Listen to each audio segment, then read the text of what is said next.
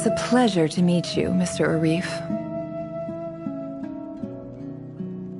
So, what does the Academia want? Since they've sent their special ambassador, I assume there's a big business deal to be made. If not, I'd be very disappointed.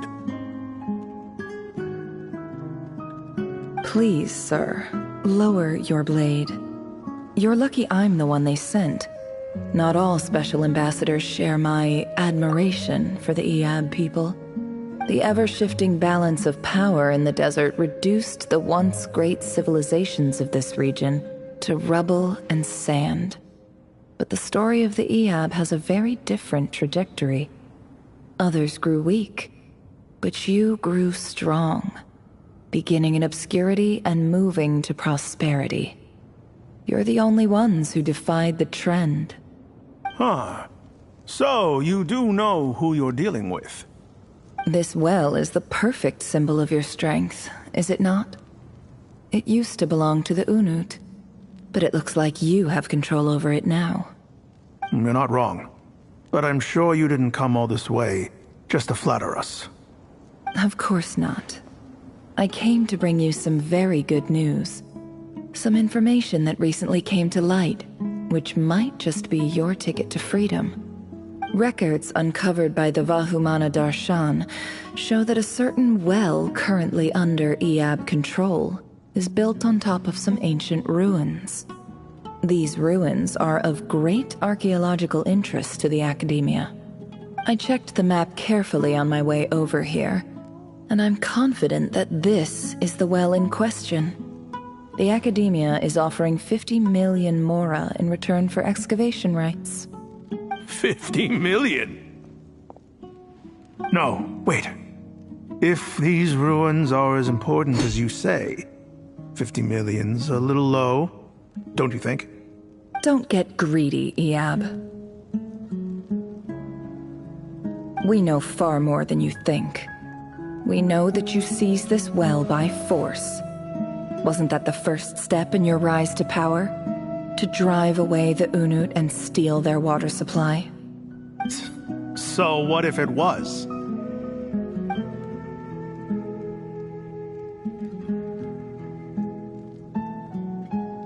Don't worry. As unscrupulous as it was, it's something we're willing to overlook. The Academia is only interested in dealing with the de facto power holders in the region. I hope I am making myself clear. And I hope your words are the truth. If I find out the Academia is trying to play me, I'll hunt down every one of your people and make you watch as I cut their heads off one by one. I assure you, Chief, that would not be in your long-term interests. You don't want to make an enemy of the Academia. You see how I'm dressed, don't you? I appreciate that you've never been to the rainforest, but surely even you recognize an ambassador's attire when you see it. And what does a barbarian like you have to lose anyway? You really think the Sumeru Academia would bother to come all this way just to lie to you? We have more important things to worry about. All right, I take your point. The Academia is the highest authority in the land. I'm sure you're trustworthy people. In that case, we have a deal. We will sell you the excavation rights. I'd like to thank you, Ambassador. This is good news indeed. Excellent news. In fact, it calls for a celebration. Would you do us the honor of staying a while and enjoying some EOB hospitality? Gladly. I am partial to wine myself, and I trust you are as well. So let's indulge in a few drinks together, in celebration of this momentous occasion.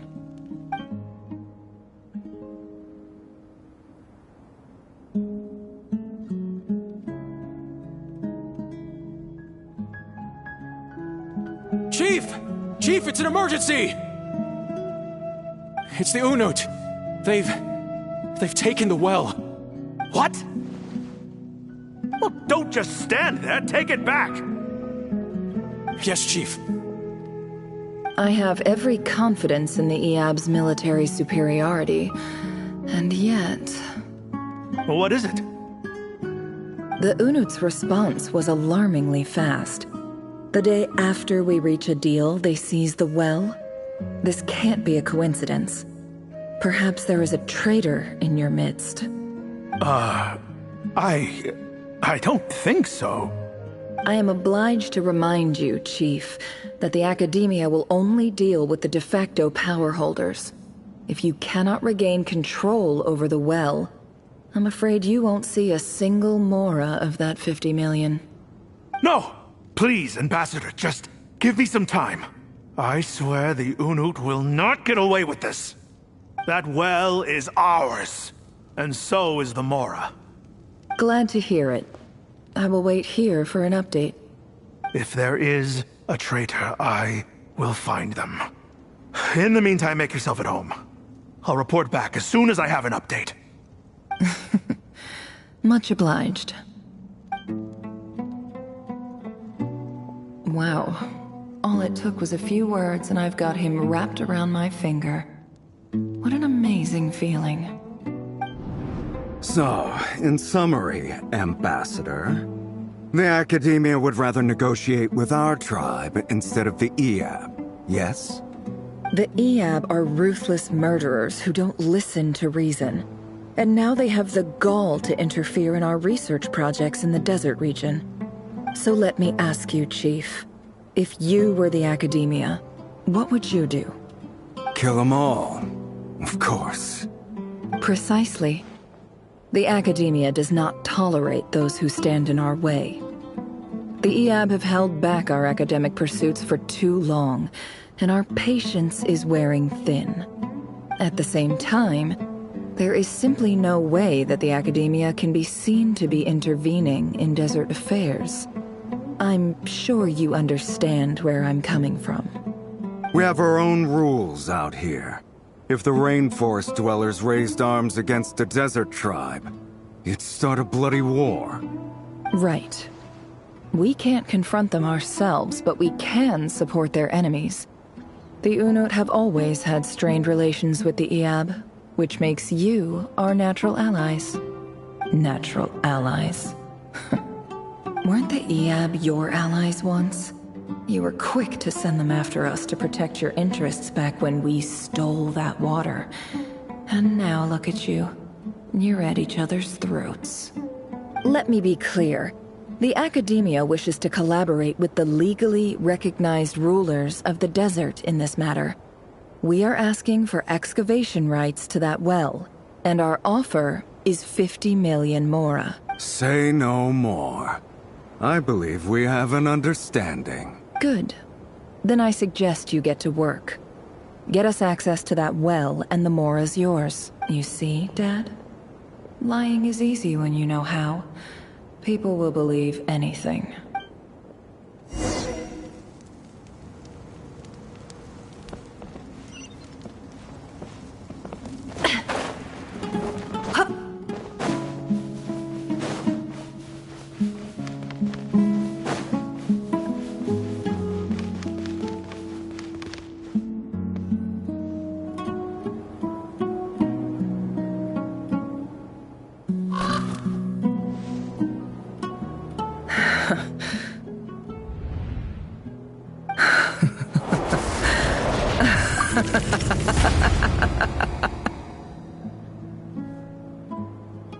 Look at yourselves.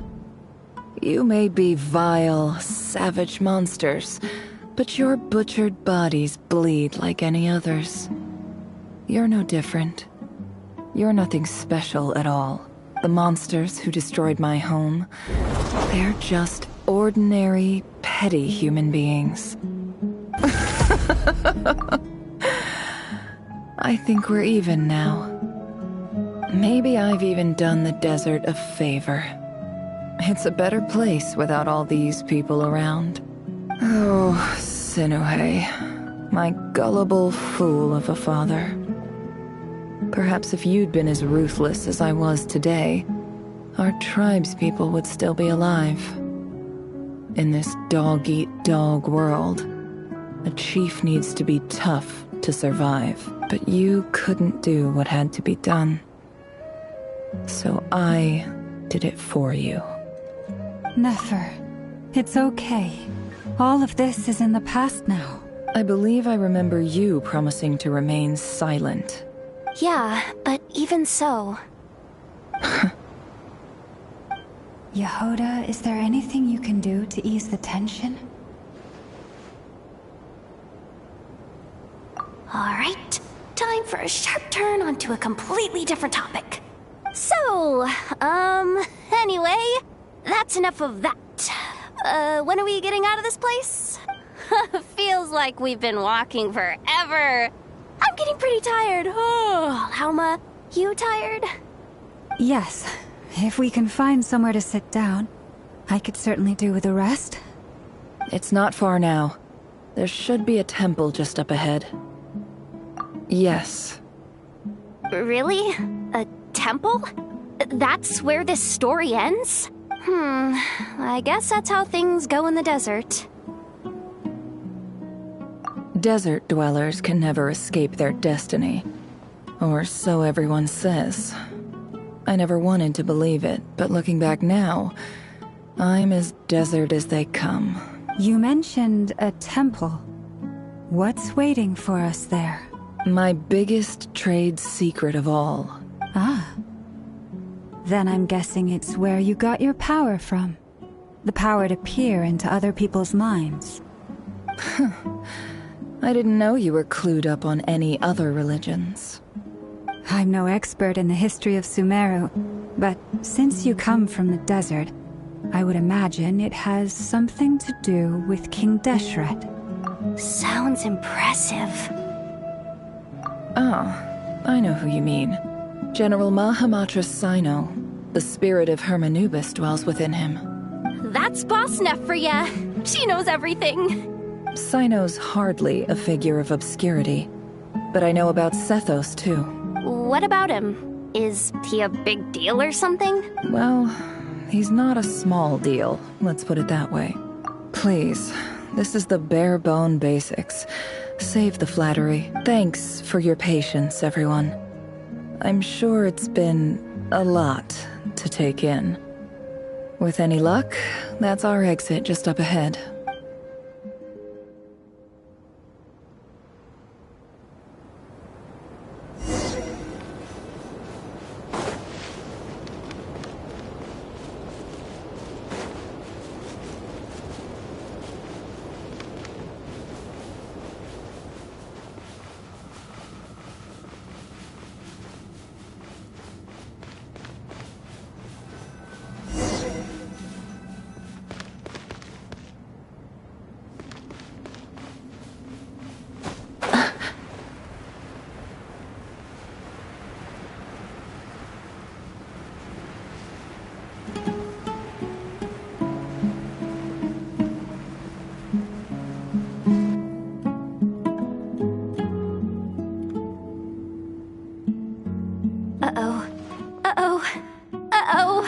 I'm totally out of my depth here.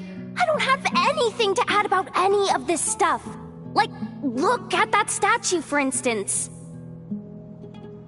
I want to do the whole name-dropping, this girl knows her stuff thing too, but I've never seen anything like it before. A statue with the head of a bird. That's Thoth, the Ibis King. One of the 7 pillars of King Deshret. The legends say that he, the Crocodile King, and the Goat King were the three retainers of King Deshret. Let's take a look.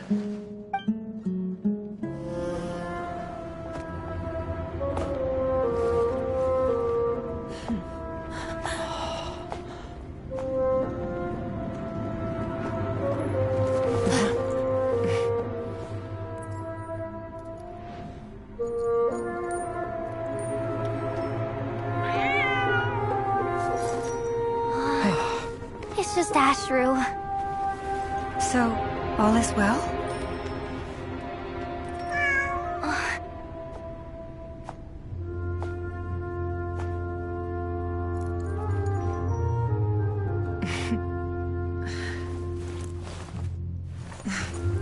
Typically speaking, at this point, the world disintegrates. Then we find ourselves back in the outside world. Besides, these are my memories. There's nothing to fear. You're sure? Of course. It's almost over.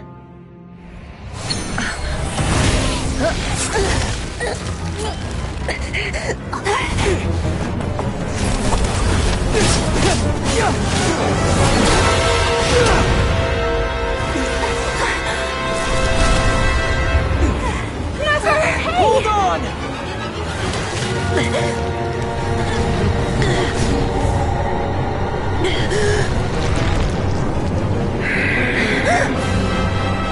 Knowing too much is always a death sentence. Speak for yourself.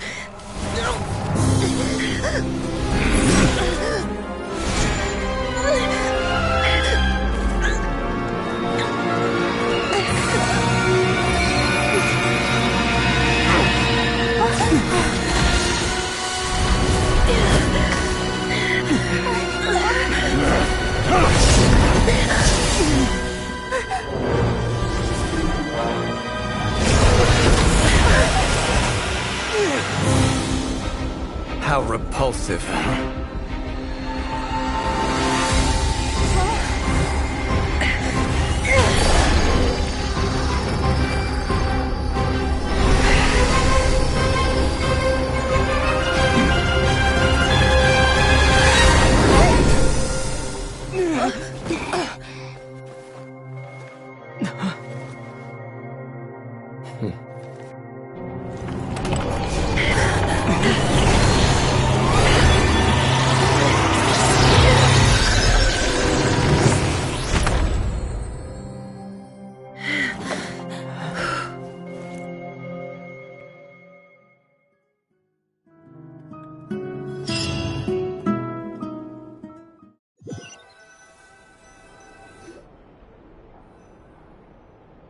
Timed that pretty well, didn't I? It's okay. I'm just glad no one was hurt. Paimon noticed you doing something too, Dainsleif. Were you helping get them out? Of course. When I asked Nefer to conduct this investigation, I was not naive to the dangers involved. I had a duty to ensure your safety. Good to know your sense of justice is still intact after all these years. I take that to mean that you saw the truth. That comes as a great relief. I certainly did. And thanks to your help, I also managed to trap Rerir inside the chess set. Whoa, really? How'd you manage that? Well, to be honest, I sensed that something was wrong long before we made it to the temple. By using this fragment to probe into Rerir's past, well, the monster formerly known as Rerir. It seems I alerted him. I was tracking him, then he caught on and started tracking me too. Can't say I'm surprised. But how did he track you through your thoughts alone? That shouldn't be possible. Rerir was a secret agent who reported directly to the Vinster King. He is an expert at finding a trail and hunting down his pursuers. No wonder. He infiltrated the chess set, read my thoughts, and built a new virtual chess set inside of it. That's why we weren't able to leave at first. Speaking of your chess set, it's quite a remarkable item. Would I be right in thinking you have some connection to King Deshret? You overestimate me. I only have a connection with one of his underlings, the Ibis King. You all saw how this came to be. A long time ago, the Iab massacred my tribe, the Shimti, in our home village. A few years later, I enrolled in the academia, where some new information came to light. The Unut and the Iab fought a bitter battle over the rights to a well, all for the sake of a non-existent 50 million mora. The Iab ultimately won that confrontation, but their victory came at the cost of almost every warrior in the tribe. The final blow to the Iab came at the victory feast, when an Unut assassin beheaded their chief right before my eyes. The remaining Iab fled and have been scattered to the winds ever since. Having gotten my revenge, I returned to my hometown, where to my surprise, the nearby temple was still standing. There it was, seemingly immune to the relentless hostility of the desert, while my tribal home lay in ruins. As I stood there gazing at the temple, I noticed a cat just outside. This cat, as it turned out, was home to the spirit of the Ibis King. He led me to a gate deep inside the temple, and there he made a deal with me. This chess set is my gift from the Ibis King. The chessboard within is made to the same specifications as the one in the mausoleum of King Deshret, and represents his power of piercing analysis. With this chessboard in its container, I gained a certain ability to perceive hidden secrets. Now, you could conclude that the Ibis King simply wanted to give the people of this world the power to seek the truth, but I don't believe that's the full story. Every god plays favorites. Their hearts are as fickle as any human's, full of secrets, perversions, egotistical tendencies. But precious few gods are willing to admit this. It is the same with all powerful forces, including fate itself. Their gaze falls preferentially upon a select few. As you rightly point out, this is an act of favoritism. If you're alluding to the Abyss, then yes, I agree. Gather the others. It's time to share everything I've learned.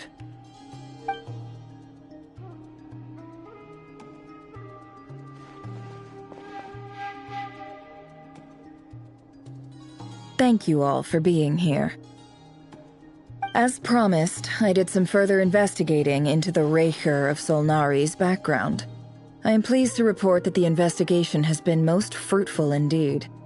The Raker of Solnari, real name Rerir, was once a Conrian subject who served the Vinster King. I will now share the important details of his story. Please save any questions or comments for the end.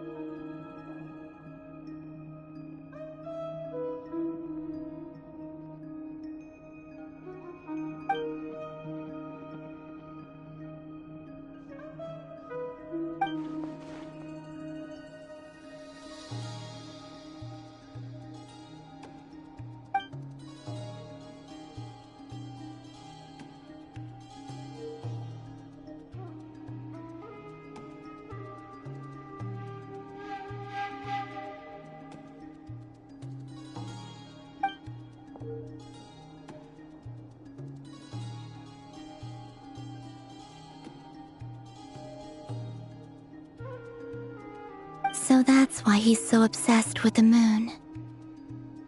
A tragic tale, to be sure. But it does not excuse his many transgressions. No matter how much Rerir suffered in the past, the fact remains that he is what we know today as the Wild Hunt, wreaking havoc upon innocent lives in Notcry. He becomes more dangerous with each passing day. If left unchecked, it is simply a matter of time before all of Teyvat suffers the consequences. This is a threat that the Knights of Favonius cannot ignore. A question for Miss Columbina. Forgive me if this is presumptuous, but have you ever seen the spatial gateway that appeared in Rerear's memory?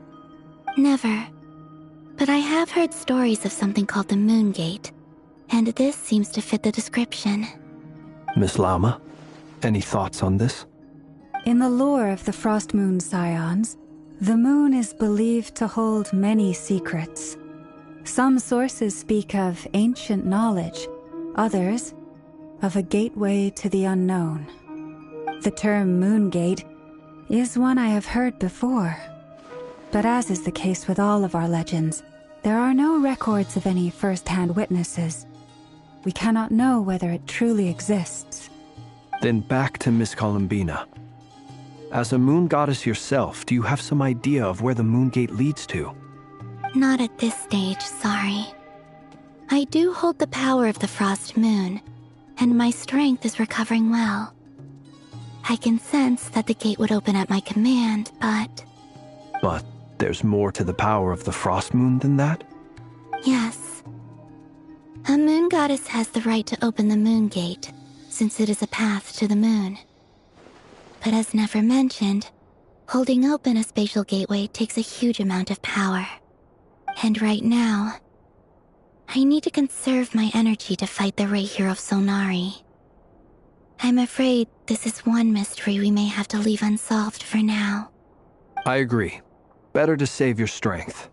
But if you'll humor me for a moment, I have a bold conjecture of my own regarding the world beyond the gateway. I highly suspect that neither Tholindis nor Rerear made it through unscathed. The evidence pointing to this is the fact that the Rahier of Solnari exists in the form of countless fragments. With the abyssal power he wields, no ordinary foe can touch him, let alone tear him to shreds.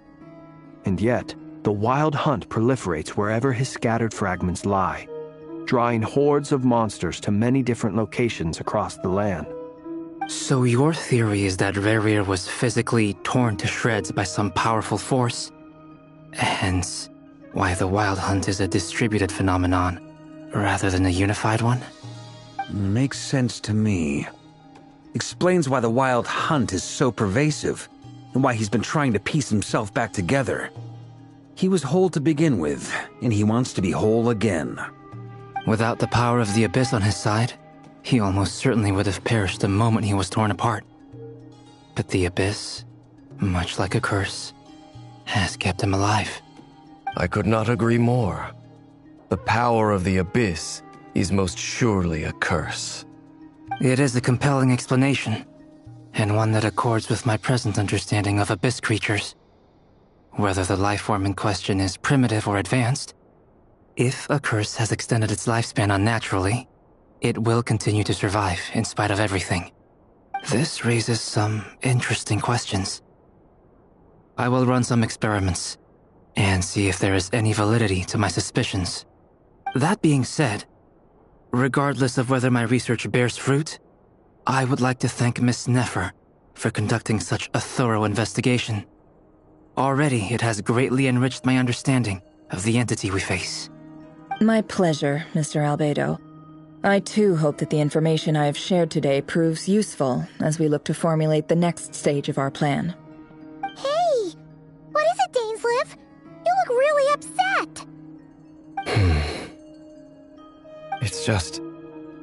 when I think of the man I once knew as Rerear, I struggle to understand why things had to turn out like this. The two of you used to be friends, didn't you? I don't know if these words will bring any comfort, but my heart goes out to you. Mine too. We can never know all the hows and whys of the way things are. The moon and stars are full of untold secrets and lies, and the skies are host to many more mysteries than these alone. Yet, none of that can begin to compare with the complexity of human life. Those are the first comforting words I've heard in a long time. Thank you, both.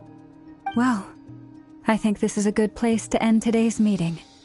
I'm sure Nefer needs some time to recover. She's been through an awful lot today. That's very thoughtful of you, Llama. Of course.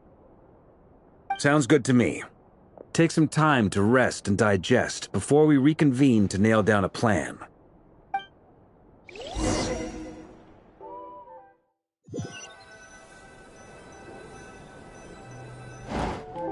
Hey, is this a bad time? Hope I didn't kill the conversation.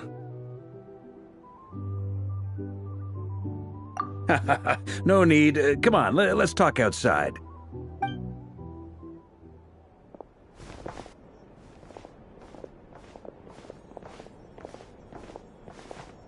Anyway, Nefer went back to the curatorium to get some rest. But before she left, she shared some things with me that I thought you should be aware of.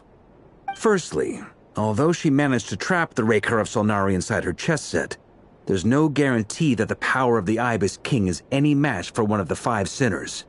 Their powers are beyond our comprehension. It's only a matter of time before he finds a way to break out. We have to come up with a plan and take care of him before that happens.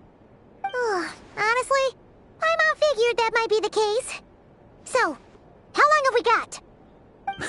Well, I asked her that same question. She talked for a long time, but for the most part, it seemed like she was trying to convince me how precious her chess set is. What a long and storied history it has. It felt like some kind of sales pitch, you know? The kind where you end up handing over Mora against your will? Anyway, after all that, she finally answered the question. 2 days, at most. 2 days? Holy moly! Can we even recruit enough help in that time? That remains to be seen. Which brings me to the second issue. Dainsleif is obviously conflicted about this whole thing. But given how little time we have, there's no way we can pull this off without his help. You have some history with him, right? Do you think maybe you could talk to him for us?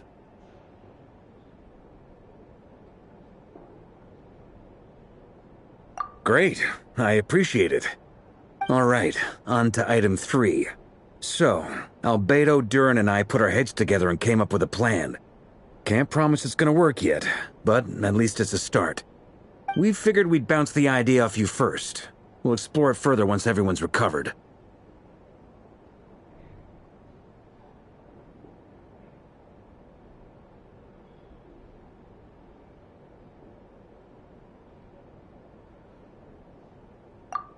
Paimon's dying to hear this. All right, so here's what we're thinking.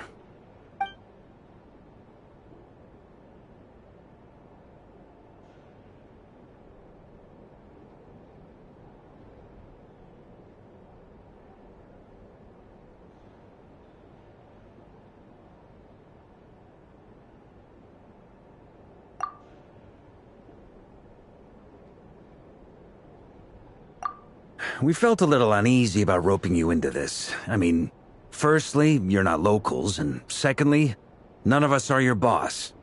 You're well within your rights to refuse if you so choose.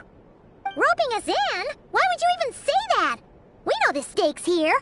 It's all of us against the Rayher of Solnari, or none of us stand a chance. I choose my words very intentionally, I'll have you know. I like to think there's an art to striking a down-to-earth tone even when the stakes are through the roof. Sir Varka, I have a few thoughts about this plan. I'm all ears. I think we can be more flexible with how the roles are allocated.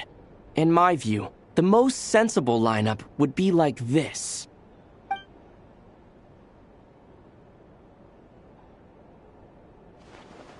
I see your point, yeah. But if that's how we're going to approach this, you'd better make sure you're ready.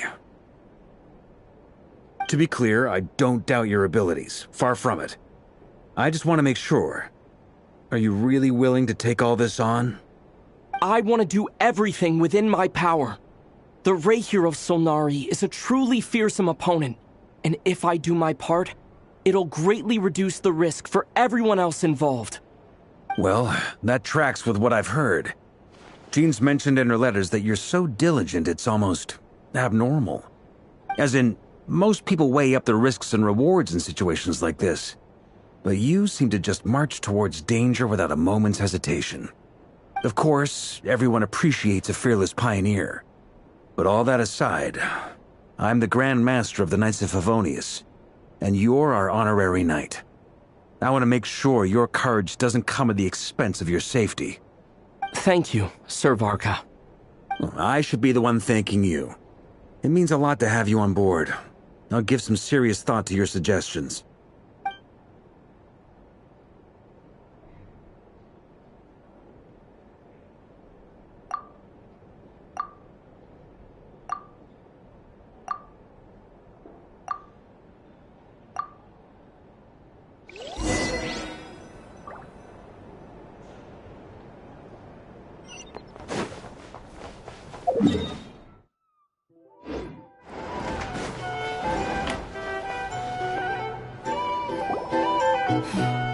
This is a thorough plan, but I do have one last question before we take action.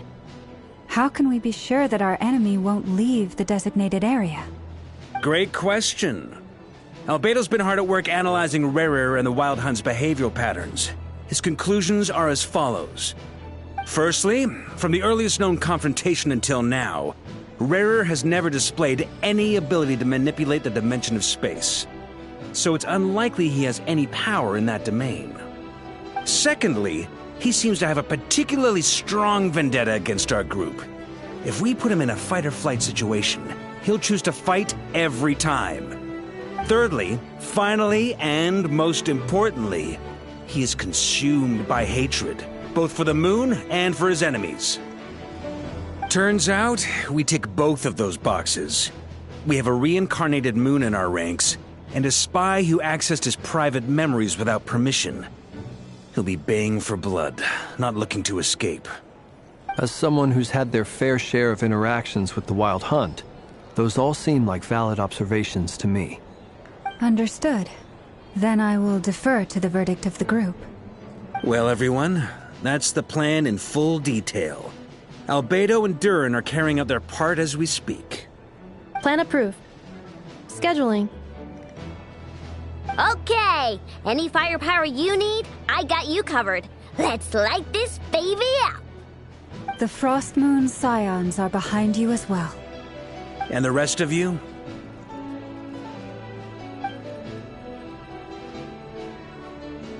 No objections? All right, then it's settled. This is the plan we're going with. Next up, an old tradition of mine. Anyone who wants to back out, now's your chance. Wait, we can still back out of this? Everyone says things they regret, right? I don't want anyone feeling trapped because their mouth said yes before their brain had time to think things through. A very people-first approach. I hear that's common practice in the Knights of Favonius. Heh. Who'd you hear it from? D-Luke? Shh. We don't use people's real names at work. This contact will be known only as Owl, please and thank you. This plan can only work if everyone does their part. Flint's and I will absolutely support it. We shall indeed. You'll be glad you accepted our help. Also, you are the last person I expected to see here, Miss Dory. It's not often I get called Dory in a work context. My peers usually call me Lord Sangamabe. So, the longer your name, the higher your net worth. Is that the idea here? In that case, Mr. Flint's here must be worth a fortune. That's right, I know your full name. It's... The walls are thin here. I'd appreciate you keeping that a secret. Okay, fine. I'm actually only here as a favor for someone else. Do you have any idea how much it would cost to hire me otherwise? Oh, does this mean someone out there actually has the power to boss Dory around? It most certainly does not. We have a long-standing and mutually beneficial business partnership. She's actually the mom of a friend of yours. Said mom supplied me with a great little trinket, but now that lady's ruined everything. If I don't start building a little goodwill now, my whole business in Notcry is gonna go down the drain! Okay. So what exactly is so special about this pendant? It's a lucky charm that a great mage made for me. We have a business relationship, and she was worried that something bad might happen to me. So, she wanted me to have something that can store power to protect myself with. I finally got it all fully charged up with Kovaki, and then never went and used it all up at once! Never lost so big in my life! You're right. It was all my fault. I didn't mean to drain all the Kuvaki in the pendant, but I'll make it up to you. You will? Well, in that case, how about you give me your chess set, and we call it even? I knew you'd say that. Well, it's yours if you want it. In fact, take it now, and I'll even throw in a free Raker of Solnari. Deal? You're putting me in a difficult position here. It's a very useful thing to have around, but I have a funny feeling it won't be around much longer. I guess we'll see in a couple of days. Looks like bankruptcy for me. Hey, don't be so pessimistic. See this through and you never know. You might find a new business opportunity on the other side.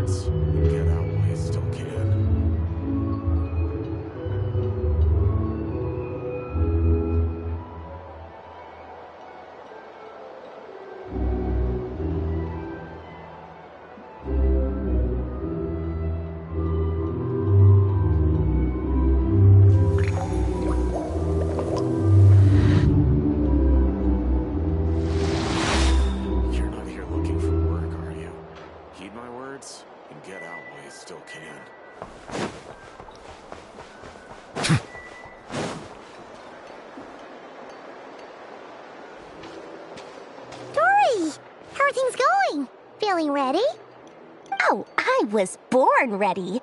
We only have 2 days. You think Lord Sangamabe would let an opportunity like this slip by? Don't forget, when something's in high demand, the people with the goods on hand get to charge the highest price of all, even higher than the sellers taking advance orders. Ta-da! See? It's right here! Ah, it's so pretty! Did you make it? No, I have a supplier. We go way back, so he made me a very attractive offer. Aha! No wonder you were talking about lucky charms at the meeting. You've been getting Kaveh to make them for you. That's not the full story. It actually started a while back as a project between me and the Dendro Archon. Mage Alice once warned me that this world won't stay safe forever. There may come a day when everyone faces a great crisis. I passed this on to the Dendro Archon, and she secretly brought together a research team made up of Sumeru's top scholars to invent a technology that could keep people safe. I won't go into the details because it's all very complicated, but if you want to know more, you can ask the Dendro Archon about it sometime. Anyway, point being, it was the Dendro Archon who asked Kaveh to build this little contraption. As one of the top Kashara War talents, he was the obvious choice. Took him long enough. He stressed over it for ages.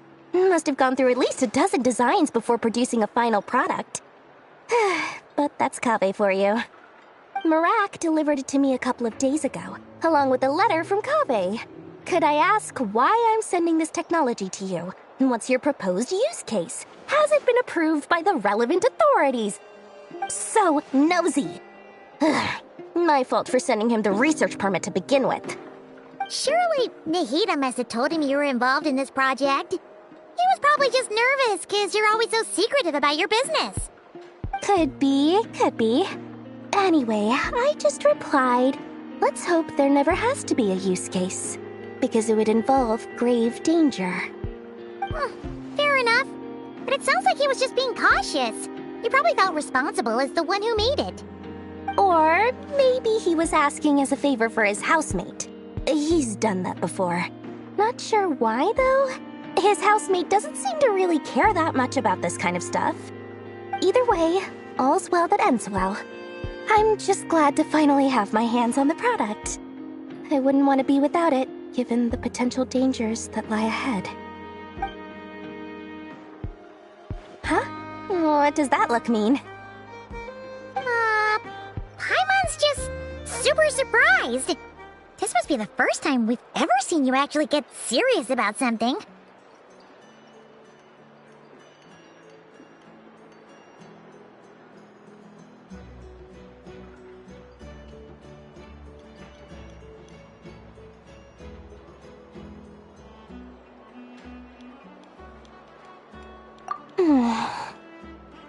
Well, a long time ago, I made a promise to myself. I promised that I was gonna live every day of my life with a big beaming smile. Obviously, Mora plays a big part in that. But there are always gonna be times in life when you have to give something back. That could mean paying back a debt, returning a favor, or showing some kindness. Alice has been a huge help to me over the years. She was the first investor I ever had. And I want my investors to know that Lord Sangama Bay is the best in the business. And more than that, no one knows what the future will bring. Whatever happens, I want to make sure the Dendro Archon and all of Sumeru is prepared to face whatever comes.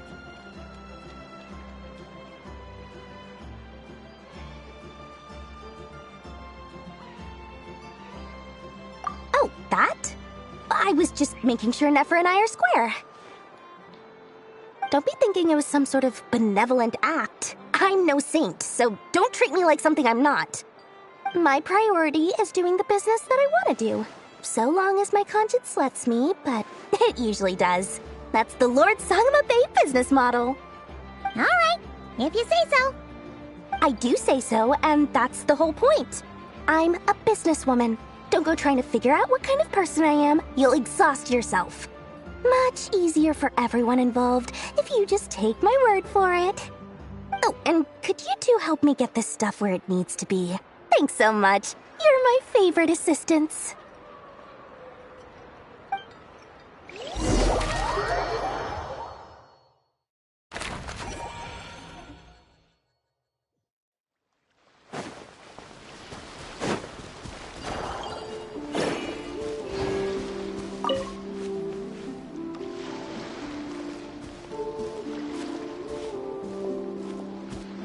Traveler, Paimon, it's good to see you.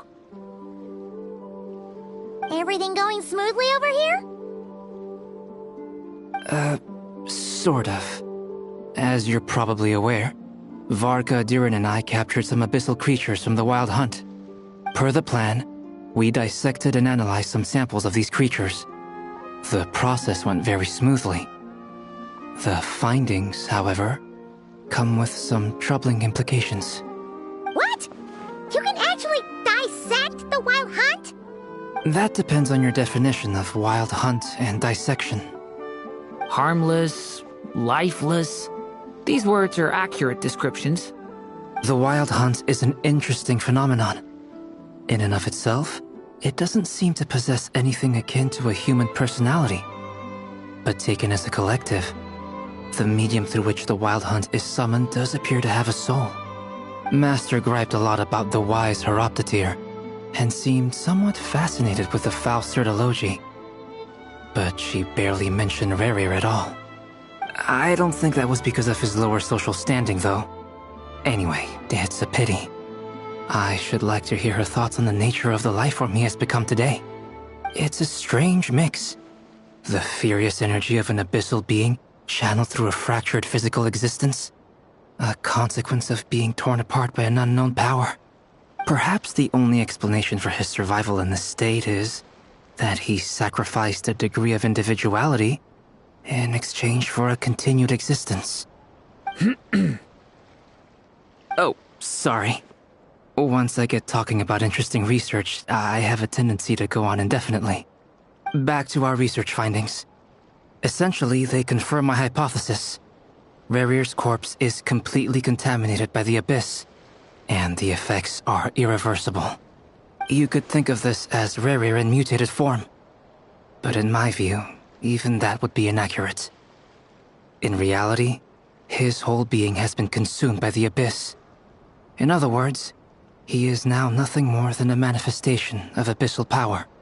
Unfortunately, at present, we have no means of completely eradicating abyssal power. Hence, we cannot fundamentally destroy the Reihir of Solnari either. Oh, that's terrible news! So, that's it? We can't defeat him? Not even if we get the power of the Three Moons? Miss Columbina's situation is a difficult one. She can never achieve wholeness when the world does not accept her presence. It's as if her creator banished her to a place she can never be accepted. It means she spends most of her energy just on her own survival. Given the circumstances, it's only natural to despair. But we must see this plan through to the end. Time to kick off the backup plan. Oh, Paimon almost forgot! This is for you. Dory asked us to bring it. Ah, how wonderful. Well, thank you for making the trip. Durin and I will be heading off shortly. I'm sorry I won't be there to protect you in person this time. Please be careful.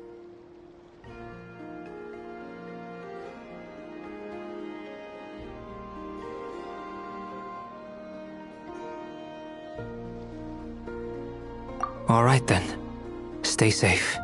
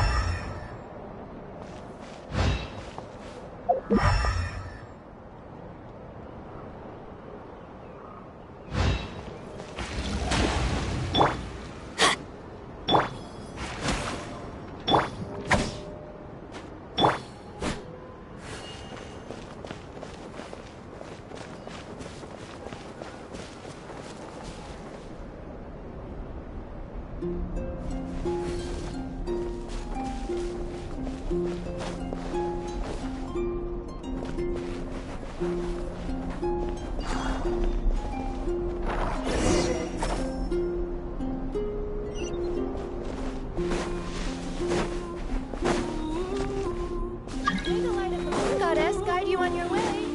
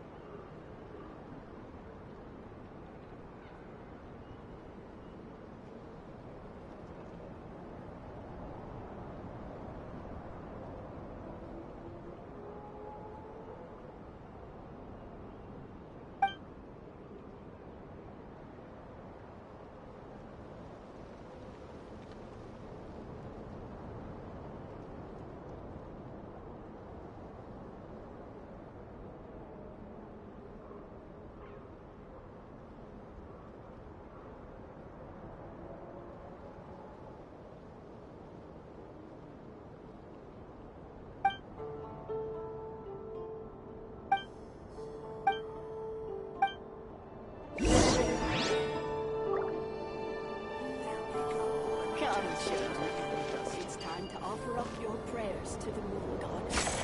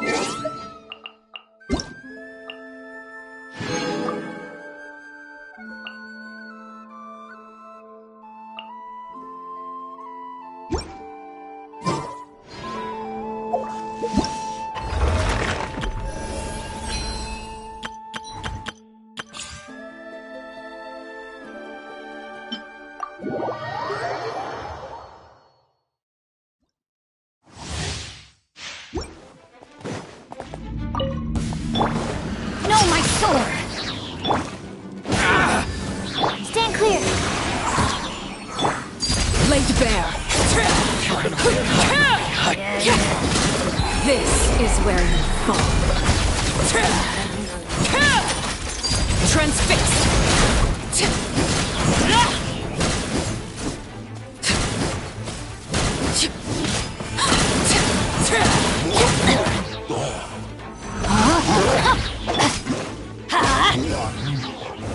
Everybody stand back! Absorption test. Swirl. Mark 2. Overruled.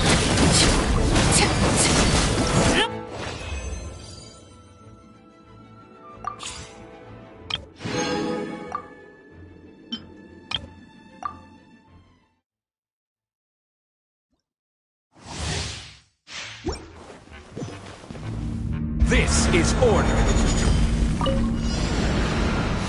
Quake! Careless. Umbrella warfare!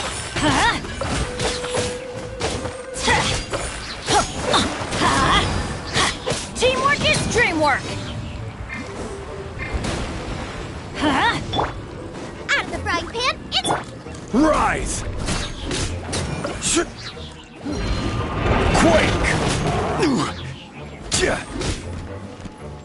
Crumble! Order guide you.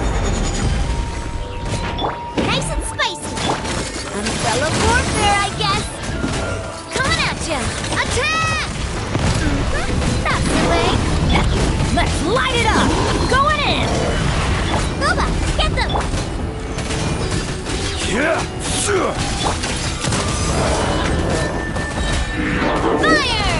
Well, I will have order.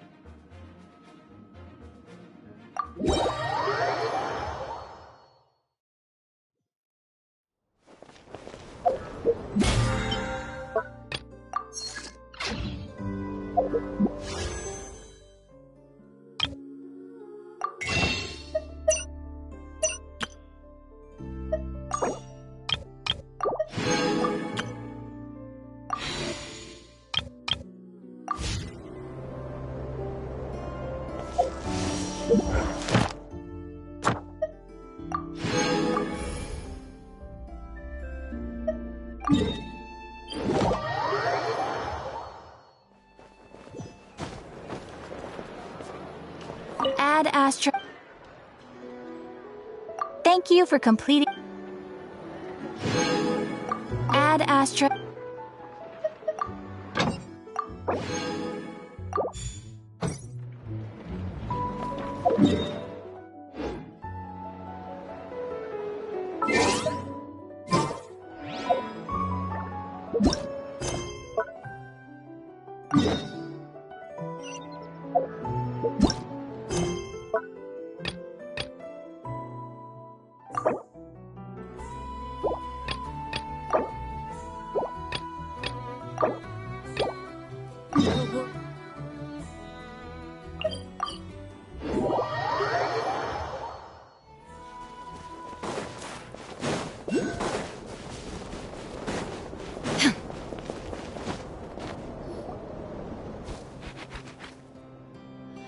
Yes, I'm sure you have very many friends indeed.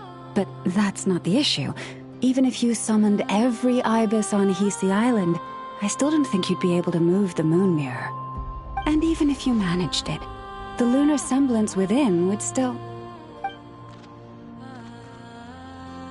dig it out.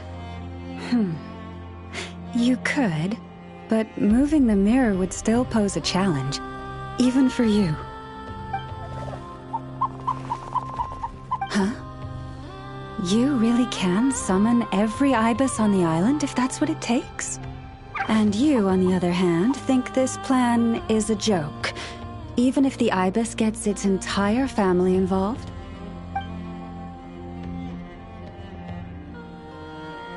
Wow! Things are really kicking off over here.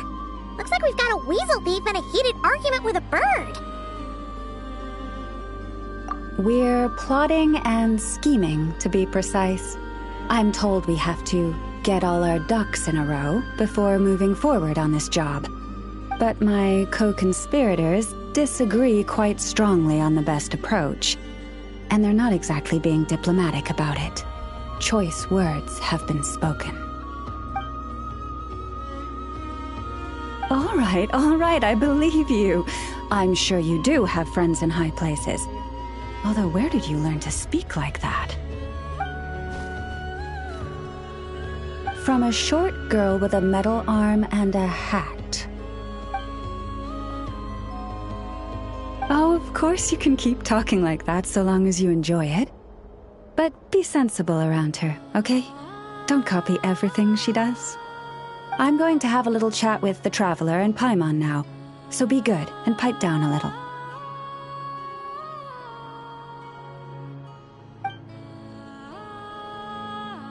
Huh, it really did quiet down.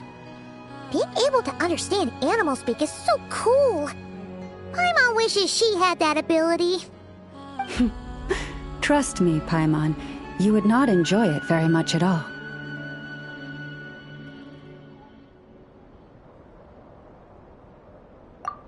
Don't misunderstand.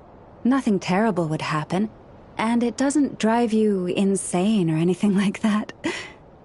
Although, that being said, I do sometimes find it quite overwhelming. I was overjoyed when I first discovered that I could understand animal speech, but I quickly realized that it came with a downside. This ability is always active, and I cannot control it. Oh. Yeah, that would be a problem. And if you can't control it, that means...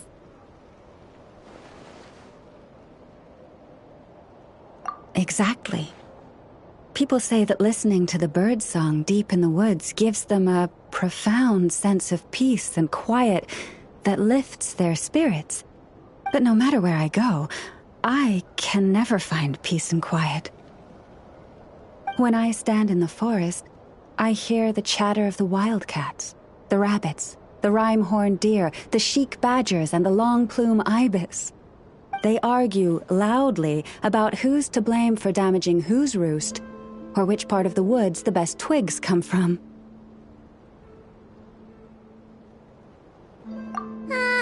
Alright. Guess talking to animals isn't all it's cracked up to be. Waking up to the sound of birds chirping is pretty nice, but replace that chirping with bickering, and suddenly it doesn't seem so appealing.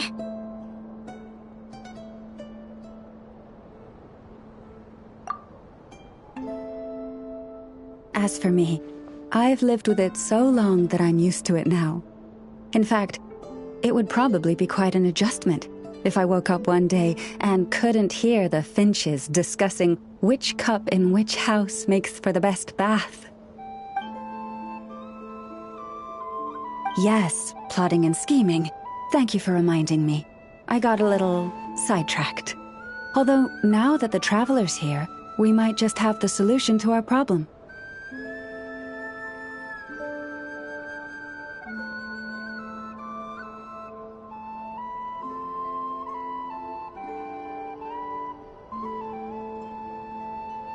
No, just you will suffice.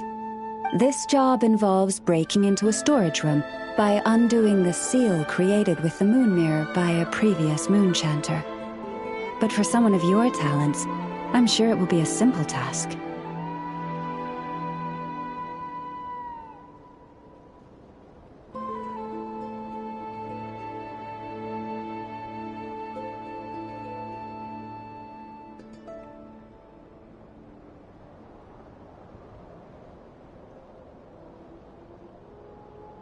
Don't worry, I'm sure you'll be fine.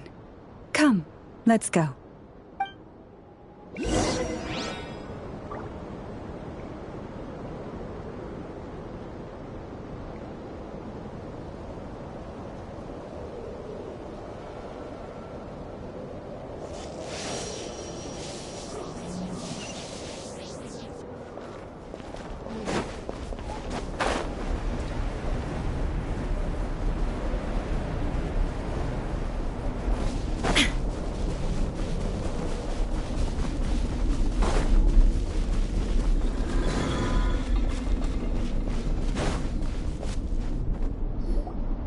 Here we are. What you see now is the moon mirror, within which the lunar semblance is sealed. Oh, must be a pretty precious statue if they went to all this effort to steal it away. Will there be some traps inside? You know, the kind that send arrows flying out if you step in the wrong place? Do not worry. This little one did some scouting for me ahead of time. The seal does not contain any such fatal traps.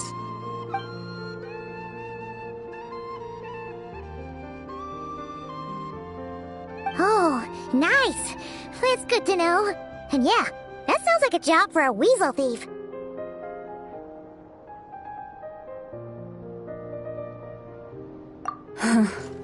That's true. Each time I ask it for help, I have to pay it 1 mora more the next time we meet. Huh, what a thieving little weasel! Oh wait, that tracks. But considering that it's helping you keep watch on the lunar semblance, it might need a name change. How about... Weasel Guardian!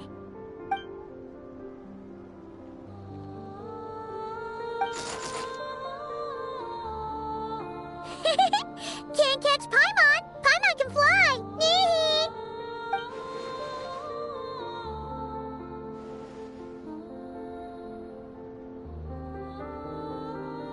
Come on, be nice to our guests.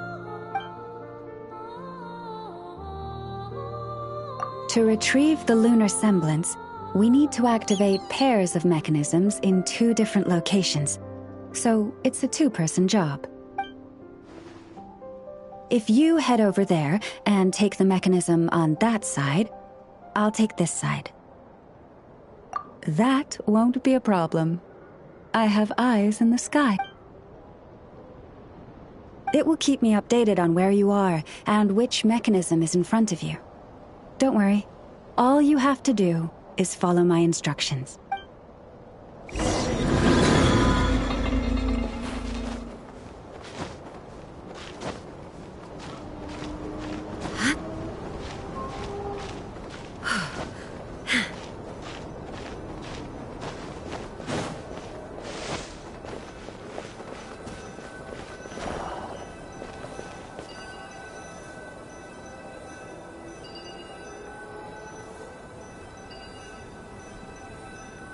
Understood. I will retrieve the lunar semblance now.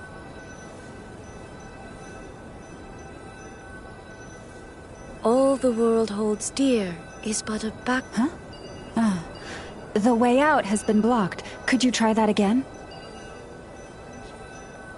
Understood. I will retrieve the lunar semblance now.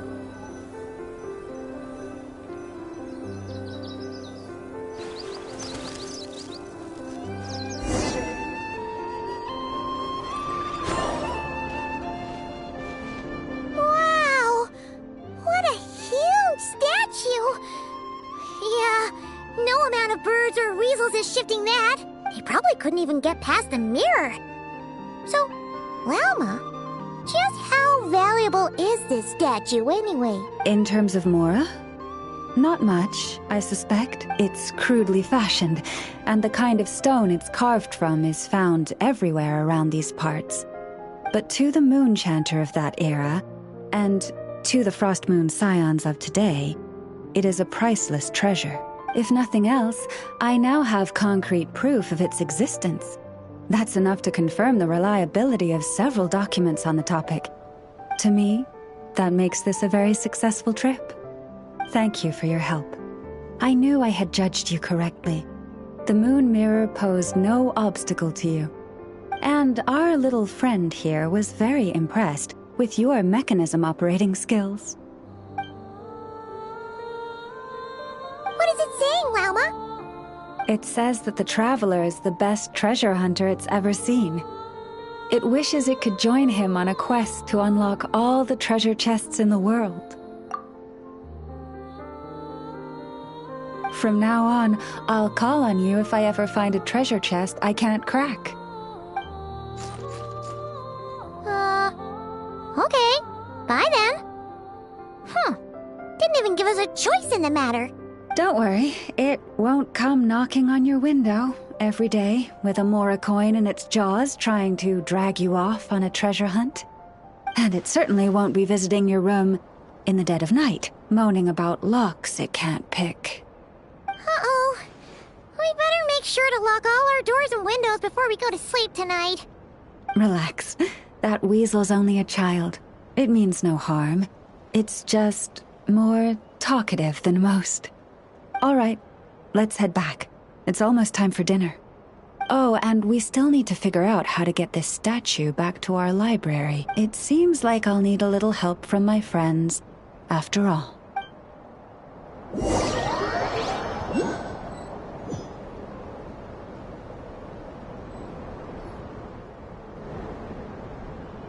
Just here will do. Huh. That all went down without much fanfare. Paimon was expecting something exciting to happen once we put it down. Well, it's just a plain old statue. A historical relic. It doesn't hold any kind of mystical power. The real value lies in the stories behind it. My job is to dig those stories up, wherever they might be hiding, verify them, and then share them with the people. Cool. Well, it's a good thing we got it back here in one piece. Indeed. And you two have my thanks for that. Please, take these fruits and quench your thirst. I had the animals gather them in the woods. And after that, forgive me, but I have another request to make of you. I apologize if this is presumptuous of me, but I've seen how well connected you are, and I've heard of your many travels into secret and forgotten places. On your future travels, if you ever come across any texts about the Frost Moon Scions, could I borrow them and make a copy with which to enrich our library? You have my sincere gratitude on behalf of the Frost Moon Scions. Oh boy. That was some seriously tasty fruit. So much better than Paimon's used to. These animals have lived their whole lives in this forest. Naturally, they're the ones who know where to find the best fruit. This one says to eat as much as you wish, because it's the top fruit finder in the whole forest. It'll fetch some more right away. Awesome! Thanks so much!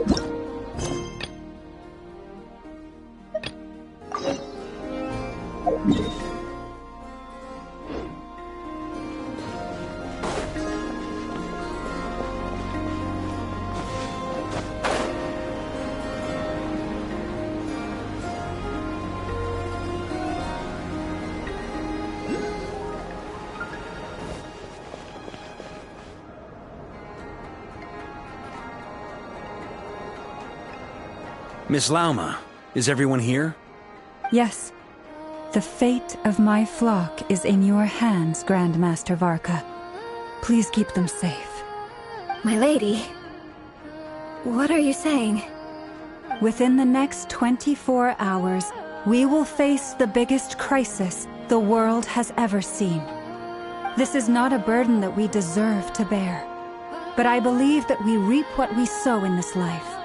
So I intend to act. I must do what I think is right. For me, that means fighting for the future of Nodcry. This gentleman is the Grand Master of the Knights of Favonius, Varka, Knight of Boreas. In my absence, please follow his lead. Hey, everyone. Guess I should introduce myself. Well, to start with, I know my way around a battlefield. Biggest strengths are honesty and hard-workingness. Anyway, point is, I don't intend to let Lauma down. I'm gonna do everything in my power to keep every last one of you safe and sound.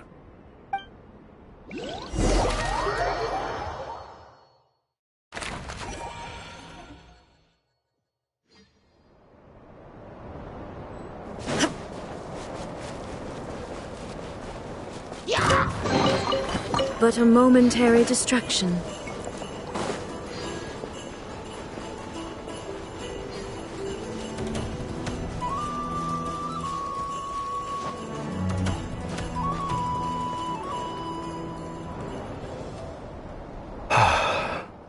Something on your mind?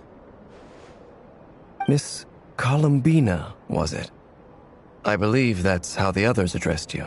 That's right. Names are funny things. Have you always been called Dainsleif? Yes. I take it your own name has a more complicated history. I have a different relationship with names than other people. To be honest, I'm not even sure that Columbina is my name. At least, not in the same way that Dainsleif is yours. But it's what everyone calls me, and I go along with it. A lot of my life has been that way. I get so used to things that I forget to question why they are so. I never used to think much about where names come from, or what they mean to people. Maybe something's wrong with me. You're different from other people. I sensed it the first time we met. You're more perceptive than most. I'm sure your long life and rich range of experience explains that. Do you ever find yourself missing Conria, Mr. Dainsleif? Difficult to answer. I have dreamed of the past many, many times. Sometimes I'm fighting tooth and nail. Other times I'm lying on the ground, defeated. I don't recall any happy moments from that time. It has been too long. Is that because hatred survives longer than love and affection? That would not be for me to say. I make no excuses for the grudges I bear. But whatever the reason, I remember little that was beautiful or sentimental. Thank you for your help with the Rerir situation. Without your efforts, I never could have learned the hidden truth of his story. You're welcome. I know he's your friend. Friend? He betrayed me. And I never really understood what he was going through in life. Some friendship, that is. Okay. So, do you plan to fight him with us? You see, you're torn. Now you know what really happened. You see the things he's done in a new light. I need some time. Of course. I completely understand. Anyone else in your position would feel conflicted too. Actually, I went through something similar myself recently. Something happened that changed my perspective on a situation. A situation I took for granted at the time, but now I feel very grateful for it. You mean the Harbingers who still support you, even though you've left the Fatui? Yes. I always thought they were only helping me because Harbingers are forced to work together. But then I abandoned them. A warrant was even put out for my arrest. And even now, they still support me. Which means I was wrong about them all along. Clearly, they view you as a friend. I feel a little guilty now. I regret not seeing her help for what it was, and not treasuring it. I see the guilt that you're feeling now, because I feel it too. Hopefully, talking about it will do us both some good. Have you noticed that the Traveler and Paimon are over there? I think they've been listening. Huh. Shall we say hello? Sure. Hello. Ah! They caught us!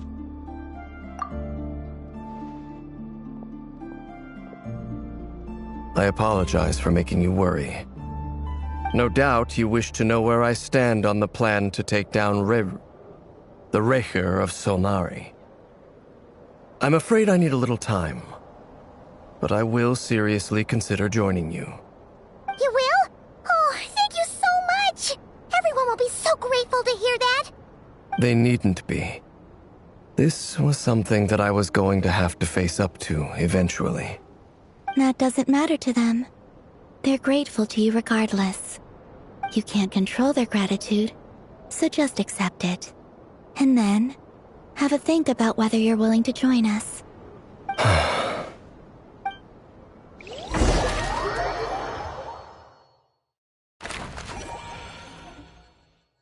It's nearly showtime! Let's go rendezvous with the others. You know the place.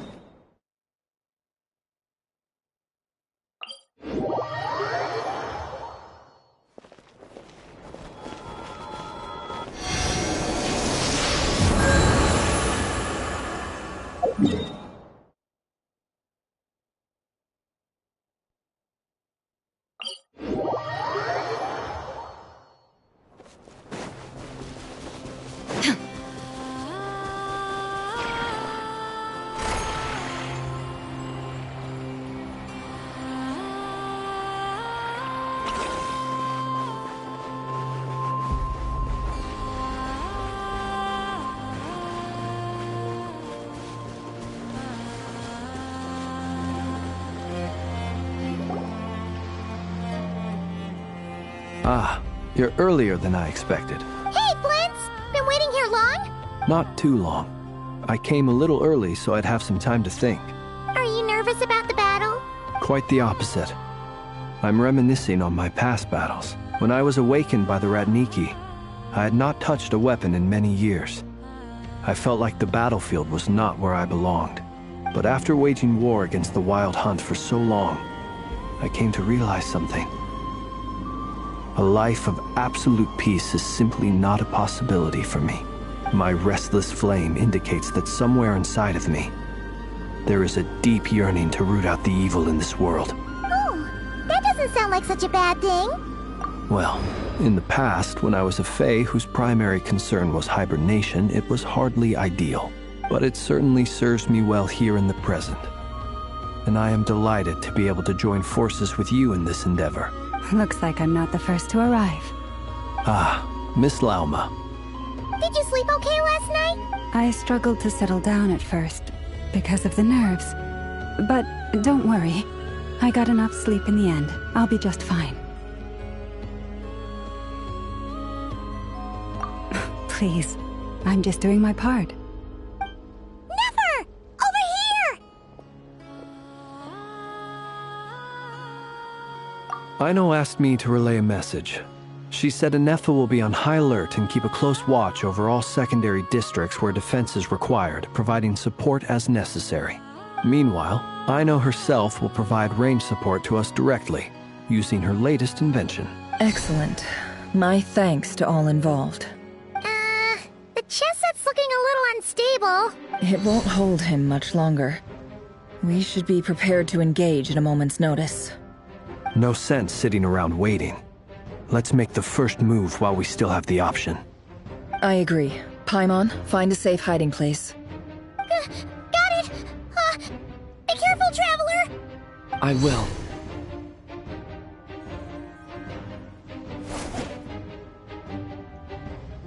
Everyone, take your positions as soon as the battle starts.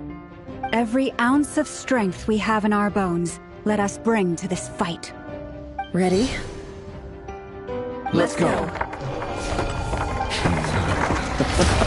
I've seen all your futile ploys before. You have become the authors of your own demise. I wouldn't be so sure about that. You are merely a moment of sport before I tear down the moon.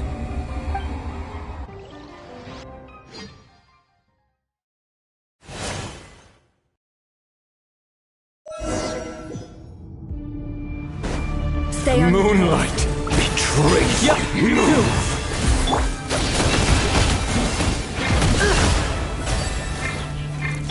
The moonlight betrays you. Close your eyes. It's all futile. Can't I? Absurd. No more lies.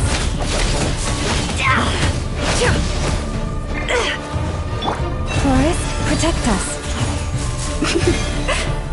Go! It all adds up.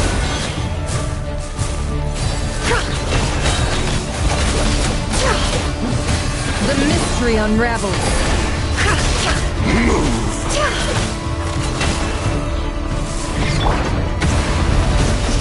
Leave this place.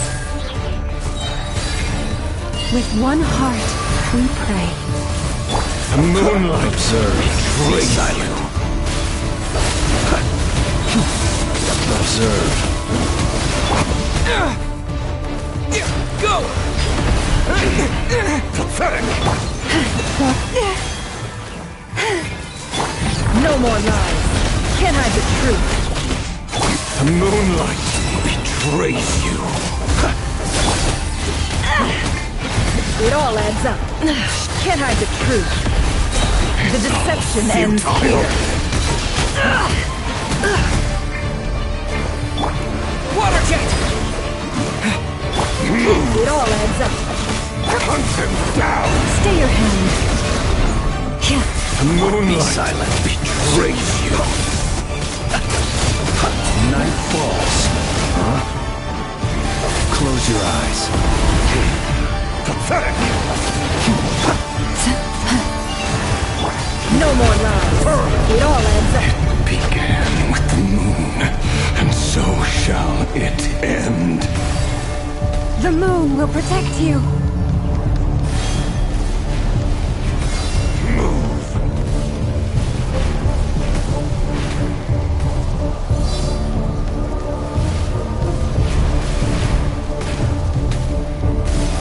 What a joke! No more lies. Can't hide the truth.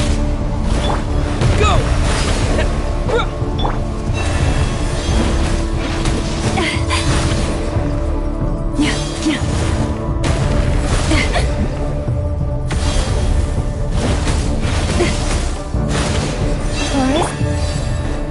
Do you see now? Close your eyes. From here, when will it be as you foretold?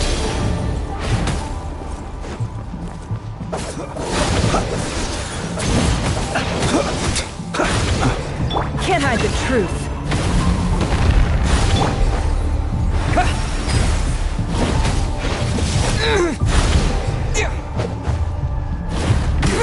Spirit is not welcome here. Beware the creatures of the night. It all adds up. Seek within. By the frost moon of old.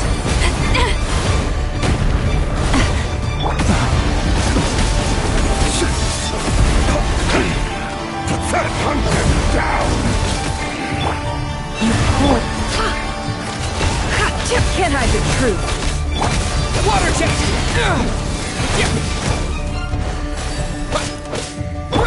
It's all futile.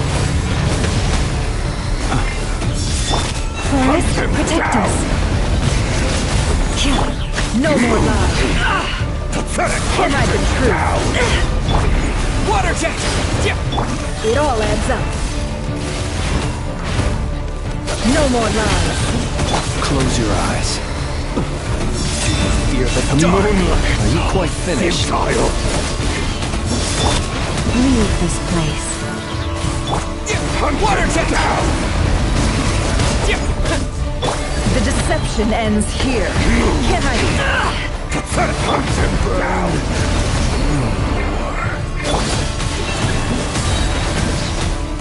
Oh, Forest, take my broken crown. Moonlight betrays you. Hunt him down!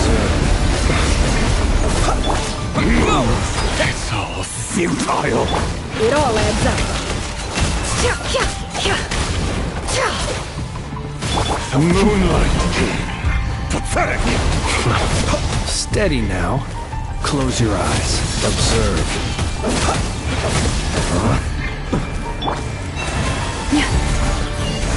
Can't hide the truth. Move. Your little game of heroics is over. Who wants to go first?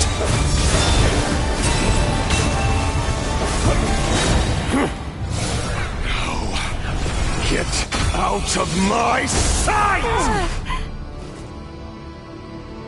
No! We've been Death is within separated! my grasp! You okay? Never! Where are the others? Stuck outside the barrier. I guess he really doesn't like us. I told you before, knowing too much is always a death sentence. Be careful what you wish for!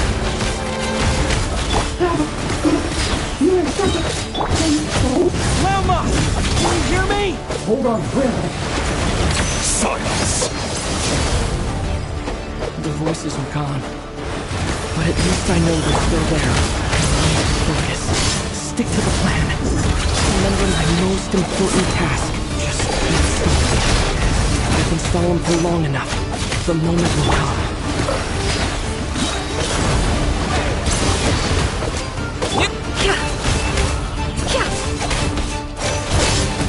It all adds up. Go!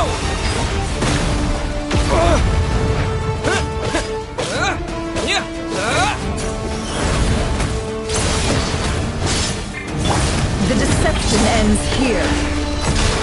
No more lies. Can't hide the truth.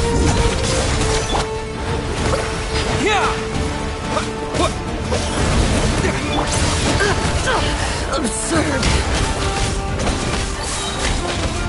The mystery unravels. It all adds up.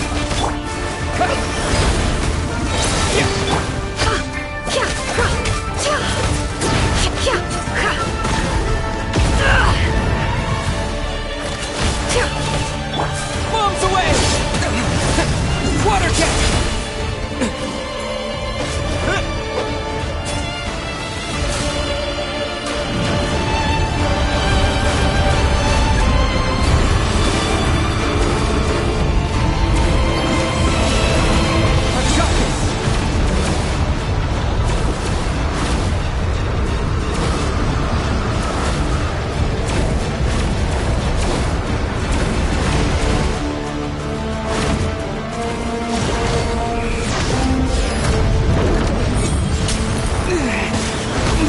Broken. I can't keep this up. Don't push your luck. Your death is within my grasp. Water jet.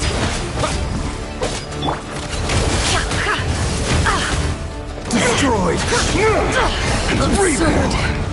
No more lies. The deception ends here. Can't hide the truth. Go!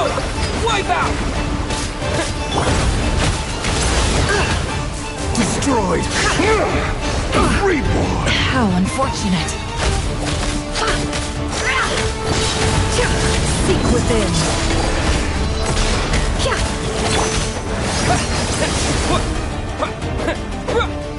No more lies.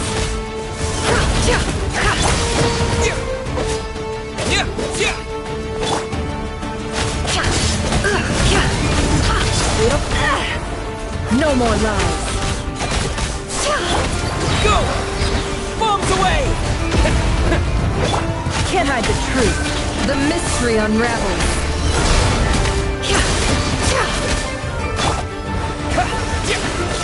It all adds up. How unfortunate.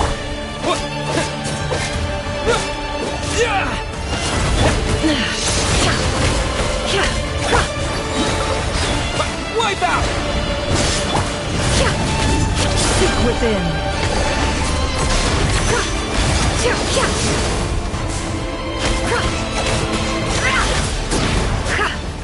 No more lies.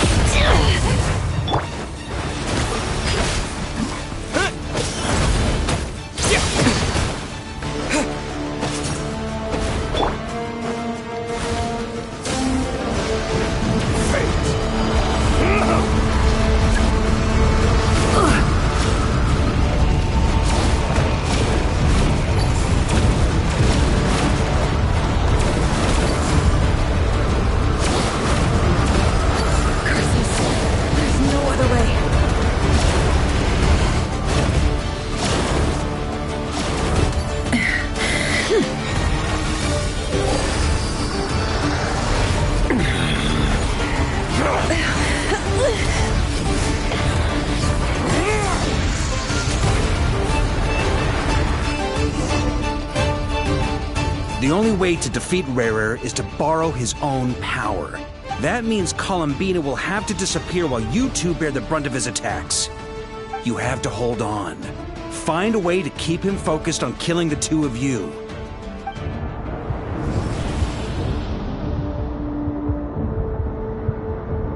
Never! Your eyes are bleeding!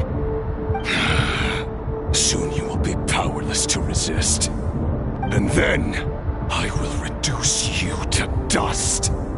But that dust will plague your memories. Come on, keep holding on. Any other tricks up your sleeve? Let's see them. As entertaining as they are, you've backed yourself into a corner. You don't fool me.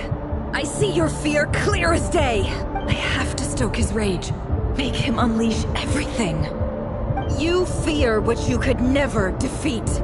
You fear the thought of never being able to save your beloved. You cannot win the fight against fate, Rarir. Is that what you think? Well, now it's your turn to feel afraid! You fear the sound of your own name? Is it us you hate? Or is it what you've become? Let's see what becomes of you!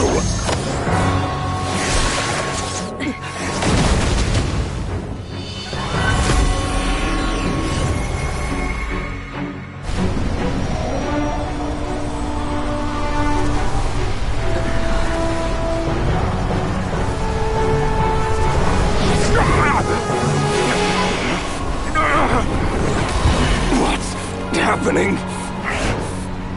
That power... I've seen it before!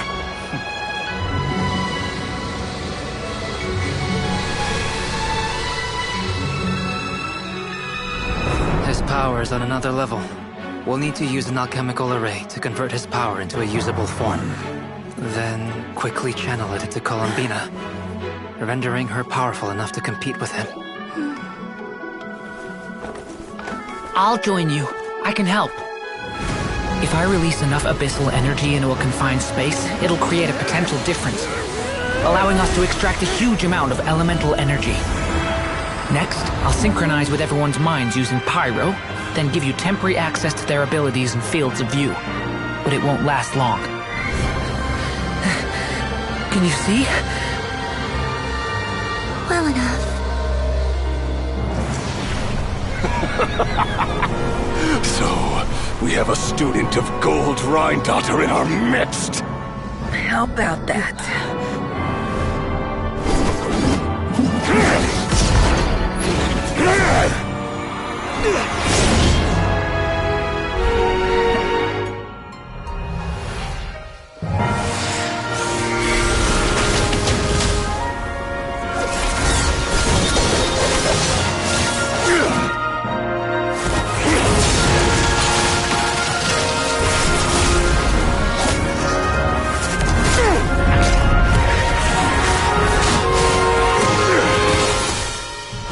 You use my own power against me? Just like how you stole Kuvaki. Look familiar?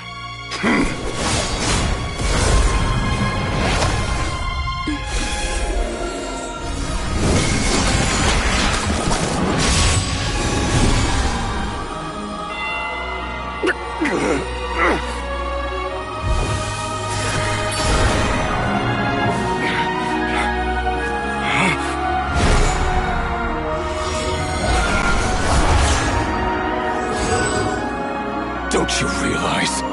You don't have the power to hold that gate open! I don't, but someone else does.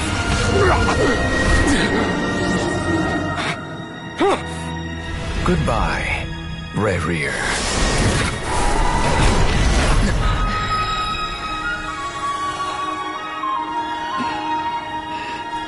We won.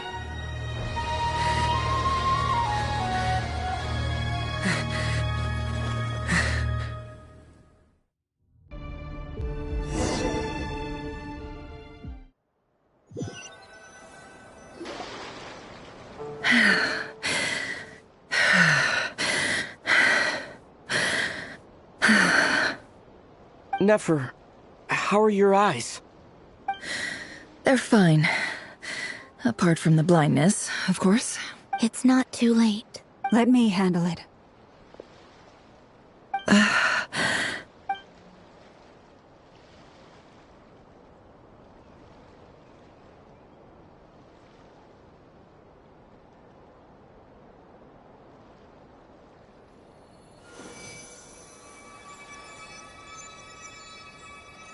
Miss Nefer, it's not like you to lose your composure.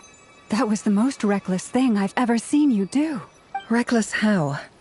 The situation was critical. Our lives were at stake. We had to do something. Even so. Okay. I guess you're right. Under the circumstances, it was a wise decision. You traded your eyes for an incredible victory. In business terms, I suppose that's a huge return on investment. I'd be hard-pressed to argue otherwise. Still, I don't like this outcome, and I don't want you to lose your sight for good. People suffer when they make sacrifices they shouldn't have to make, whether that means faith, strength, or in this case, your ability to even see. I had hoped you could win without sacrificing so much as a single hair on your head. Thank you. Really. All done. Don't try and open your eyes just yet. We'll see how you're doing in a couple of days. Until then, please follow your recovery plan to the letter. I'll send full details through Yehoda. For now, just get yourself home, relax, and rest. My dear friends, we have fought bravely and achieved a spectacular victory. A dark cloud has been lifted from the skies of Nodcry. All in this land will be grateful for what you have done. The moon will remember this day. Thank you both.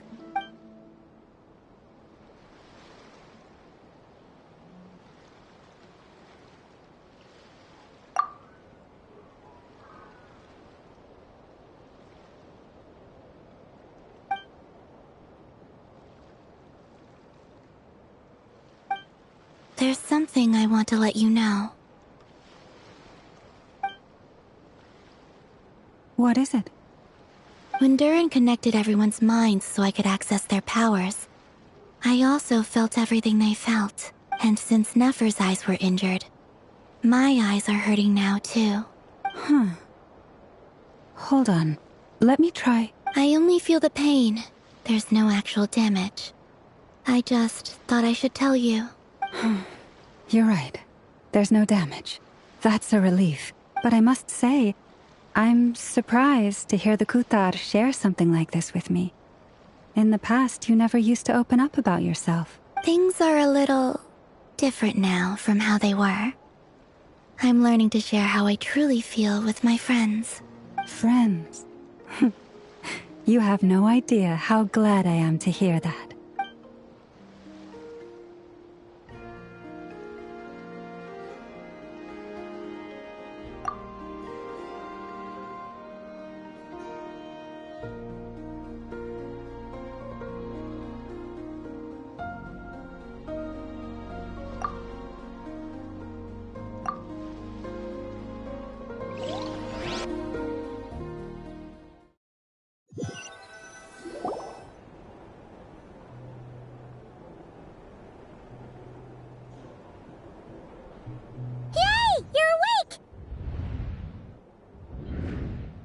How are you feeling?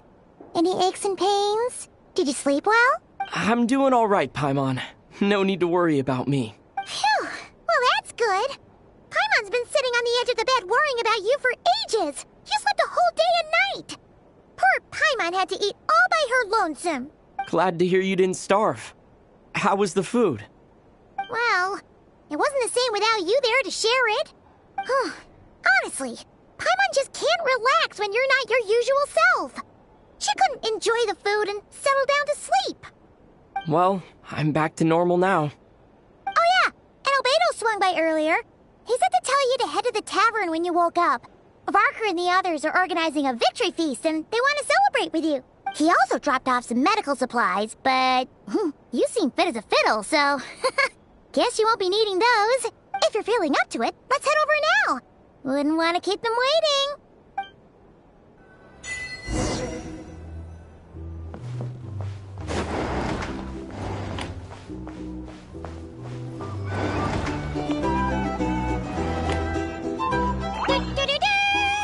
We're here!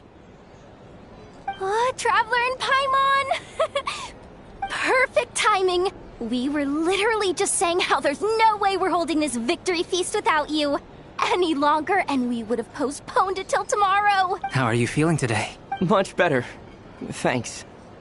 Don't worry about me. Relieved to hear it. If that changes, just let me know. Happy to check you over at any time. Yep, we're here for you. Anything you need, just let us know. Oh wait, where's Nefer? How are her eyes doing? Nefer's right over there. I'm sure she'd love to catch up with you.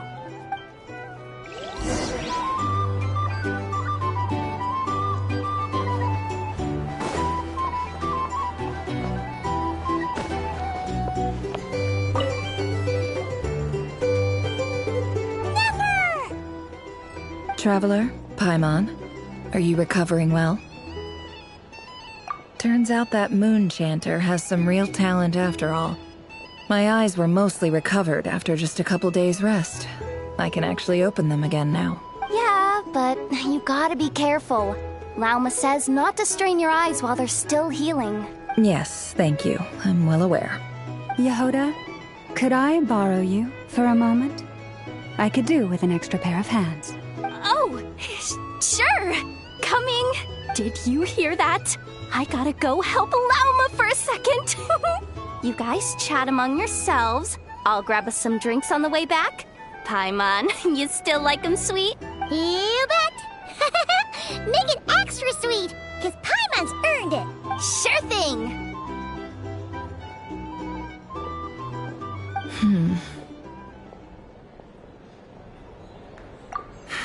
The Raker of Solnari. Kind of a snake, don't you think? No, definitely a snake.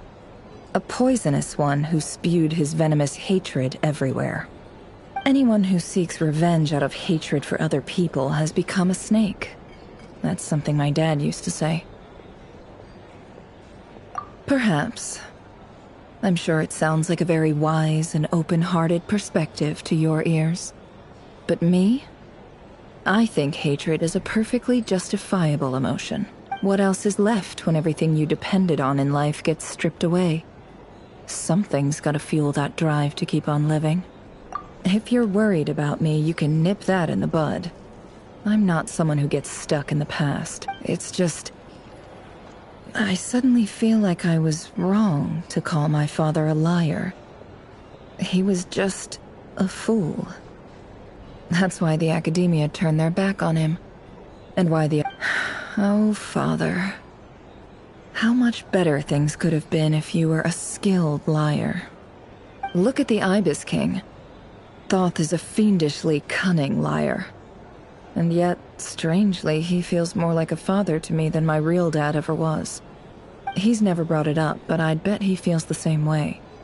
Why else would he give me the power to perceive the truth, while at the same time training me in the art of deception? Well, King Deshret banished him to Aru, which is essentially a prison, and posed 3 questions to him. He promised that he'd have his freedom if he could find the answers. His response was to take on a physical form and approach me, hoping that I could become his envoy and search for one of the answers on his behalf. Did he really think I'd fall for that? He's stuck there. He can't make me return what he gave to me. So that's enough for you to decide he's nice, is it? He's a prisoner, and he was scared. So he decided to perform some good deeds to win people's approval. He lives in fear because he's a deceiver. How is Rerir any different? You can't work as a spy your whole life and expect a happy ending. It's preposterous. Yet I can't say I don't understand it. Liars live in the darkness of their own making. But it's still human nature to want to go on living. They say that a liar's soul is the most worthless thing in the world. What do you think? Good. If you understand that, it means you're smart. And you see things objectively. If you ask me, the soul of a liar really is worth nothing. Because all they care about is themselves. For example, when something good falls into my lap, I don't go sharing the news around. Stops other people trying to steal it from me.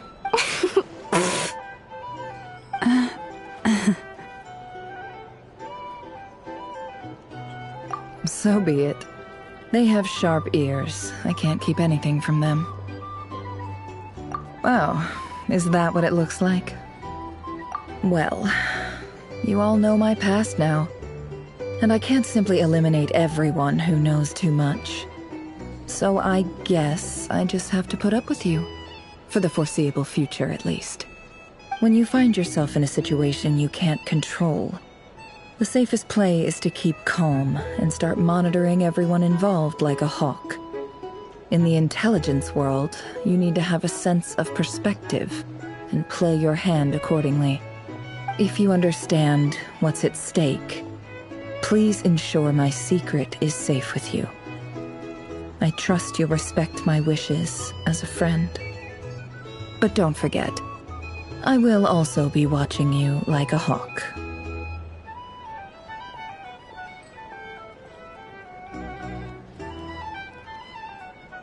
Very good. Oh wait!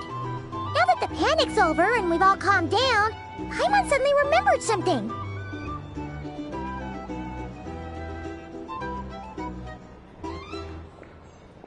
After all that build-up, our mystery ally never showed up even once!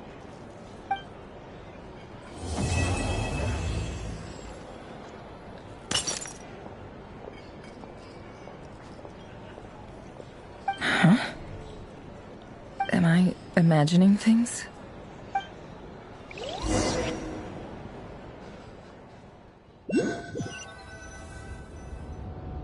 So, that close colleague who stayed behind with you? What's he been up to recently? Don't know, don't care. I get more normal human interaction from hanging out with Bosco 2 than him. Although, now you mention it, he hasn't bothered me in a while. I wonder if... If he's disappeared without a trace, it's the biggest gift he ever gave to the world. But I somehow doubt that's what's going on. He won't lie low forever.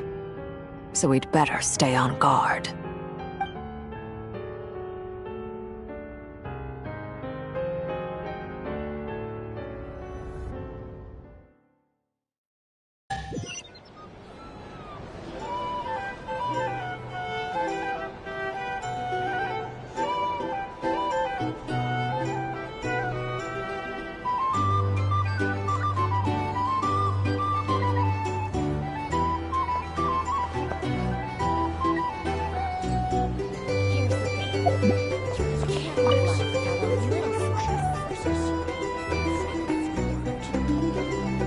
Ah, Lord Sangama Bay. How lovely to see you. I must thank you for the device you provided. It was an enormous help. Would I be right in thinking that it was developed by the Academia? Why come and ask me when you clearly know already? I mostly came to thank you. That's more like it. A little gratitude goes a long way with Lord Sangama Bay. Play your cards right, and you might even stand a chance of becoming my long-term supplier. The chance to work with such a kind and charitable investor as yourself would be a great honor for the Curatorium. Huh? Charitable? Who said anything about charity? First time hearing about it. Let's see. The first plot of land you purchased in Nodcry, your desert interests, and... Stop! What do you think you're doing? Exposing my investment history! It's nothing to hide from. They're all perfectly legitimate investments. And some of the land you purchased was with the intent of building a sanctuary? Yes, I heard about that too. How did you... You're a curious case, Lord Sangama Bay. You don't like people finding out about your good deeds, do you? But I'm afraid no matter how hard you try to keep things under wraps, where there's a will, there's a way. You did it for Sumeru, didn't you? It was empty land that was gonna go to waste otherwise. I figured if I built something there, it might at least get some use in an emergency. Disasters are capricious things. They strike without any warning. I've lost family to a disaster before, and I don't want to lose any friends or business partners if I can help it.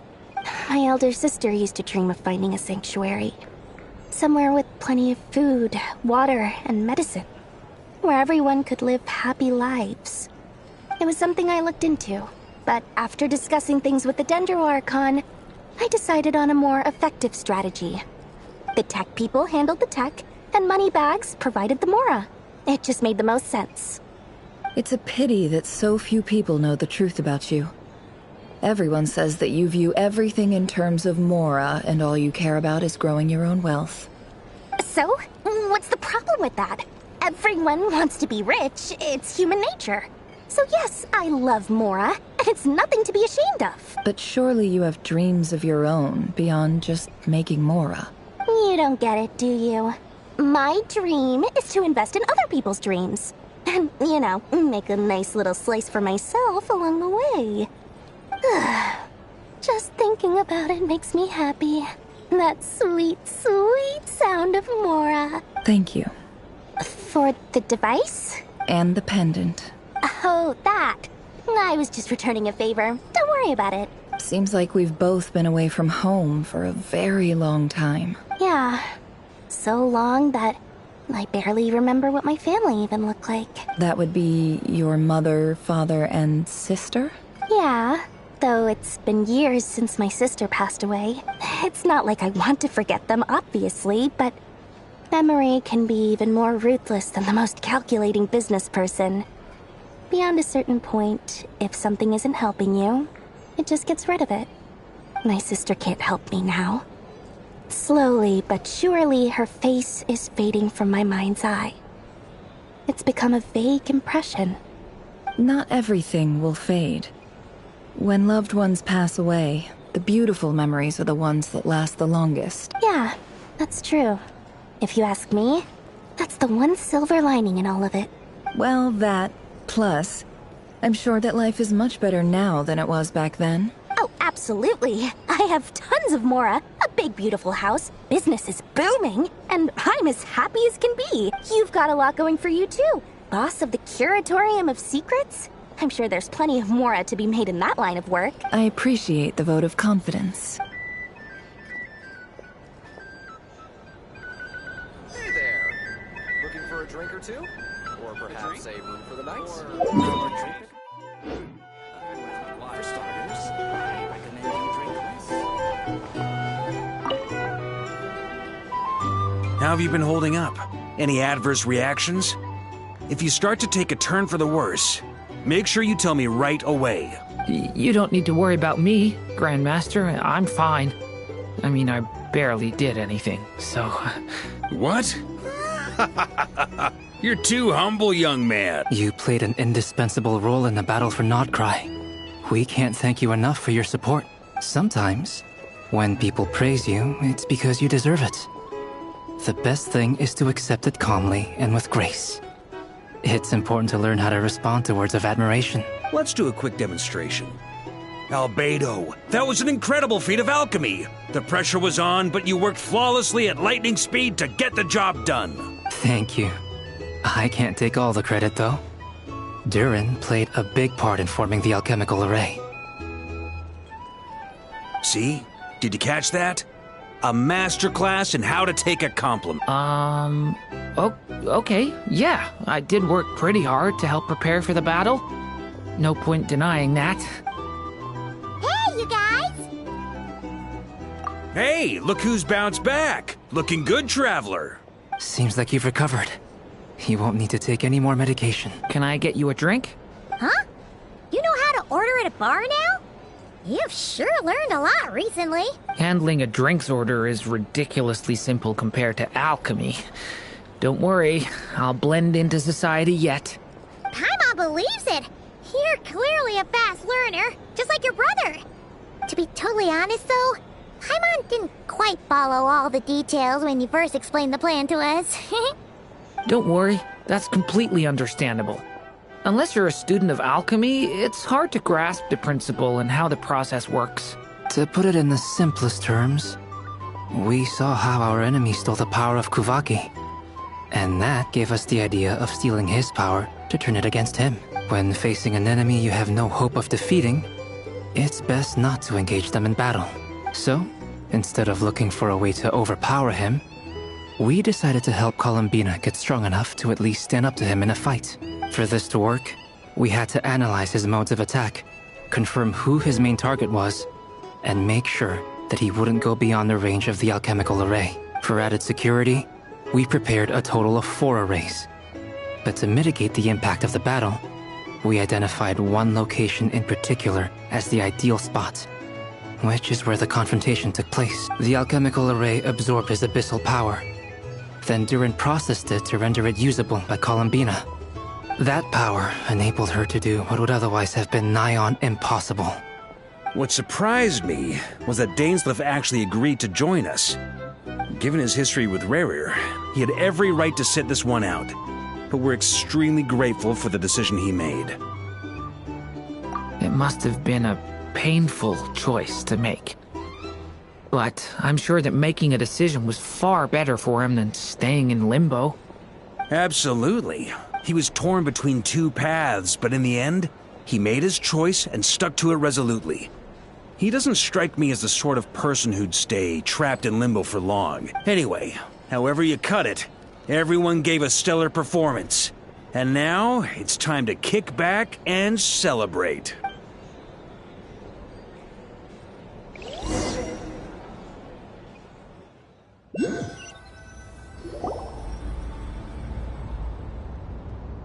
That's the only reason you're here? Yes. I've thought a lot about it. And I've realized that you, me, and Arlecchino should be friends. I think this is very important. So I felt I had to come and tell you. Well, this is a new one. I'm so moved. I can't even hold my teacup. If that's all, you can leave now. Do you not want to be friends with me? Or is it that you prefer being co-workers? What is this, Columbina? Are you deliberately testing my patience threshold? Right now, my politeness module is active. But if you say another word, I swear I'll shut it down. If your politeness module was active, wouldn't you say the word please at some point? Paulownia, please see Lady Columbina to the door. Will you still invite me to your next tea party? What? Yes, I think you will. Bye-bye, dear Sandrone.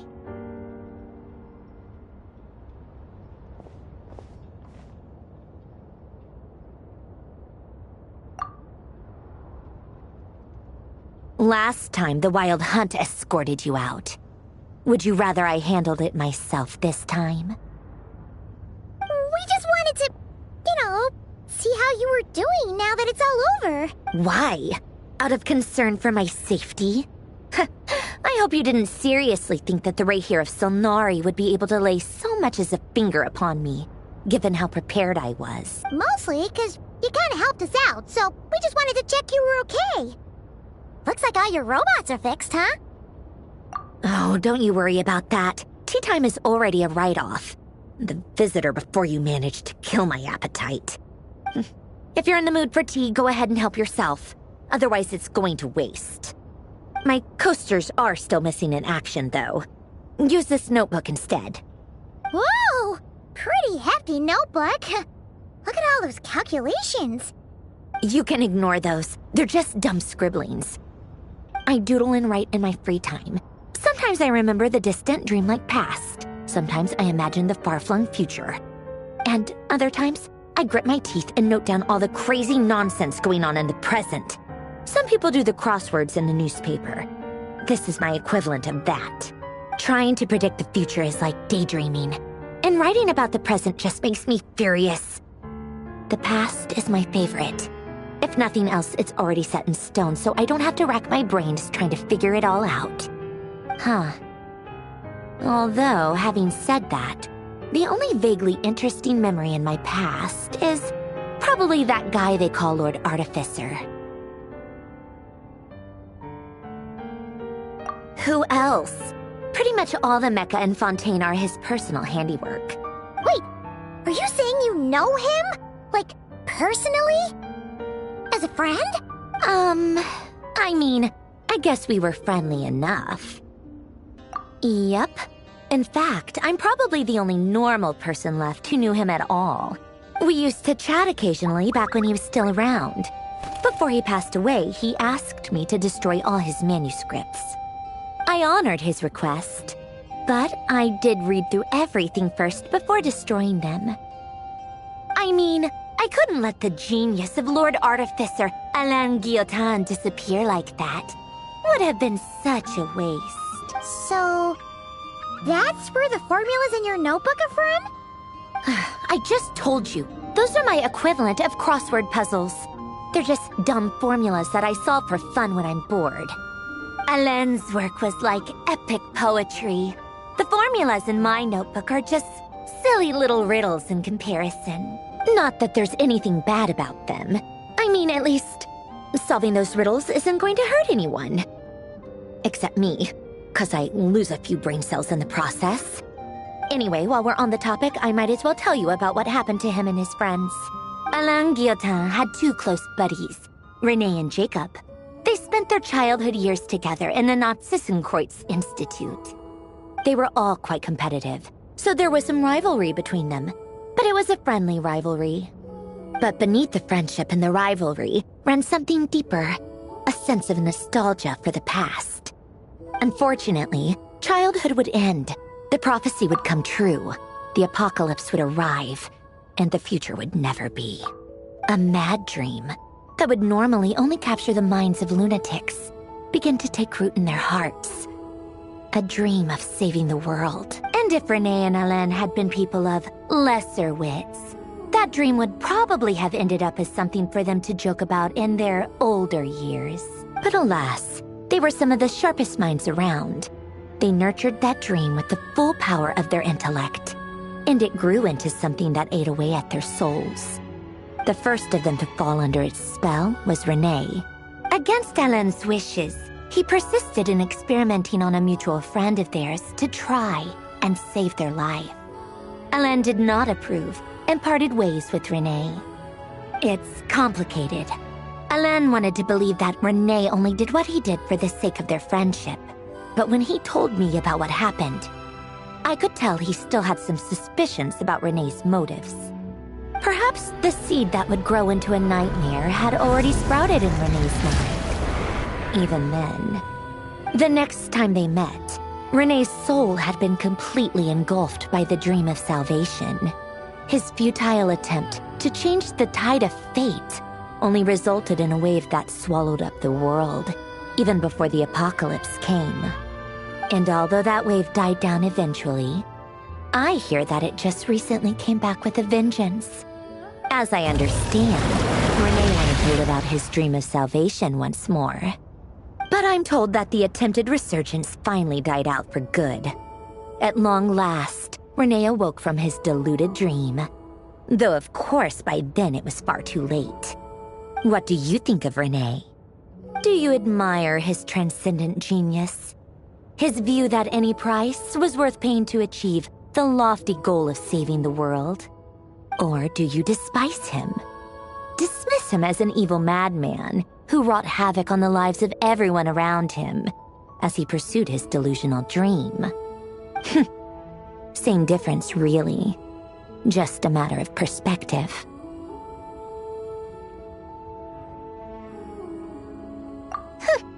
Doesn't surprise me. You share one thing in common, after all. You both want to be the savior. The only difference is, your dream came true, and his, well, he wasn't the one who made it come true. I don't like fanatics who give up their whole lives for their ideology. Nor do I like fools who let their delusions take control. Maybe I could understand if Renee had just been an ordinary person. But he had a sage-like intellect. still managed to get himself lost in the labyrinth of his own desires. Anyway, that's enough about Renee. Now, moving on to Alain Guillotin, the Lord Artificer. He managed to put a stop to the first storm whipped up by Renee. But after that, Alain lost his friends and family. To his credit, I suppose, the loss of his family and friends was purely a tragic accident. It's not like Alain sacrificed them for his cause or anything. After that, the only thing supporting his work was the same dream that had dragged his closest friend down to the abyss.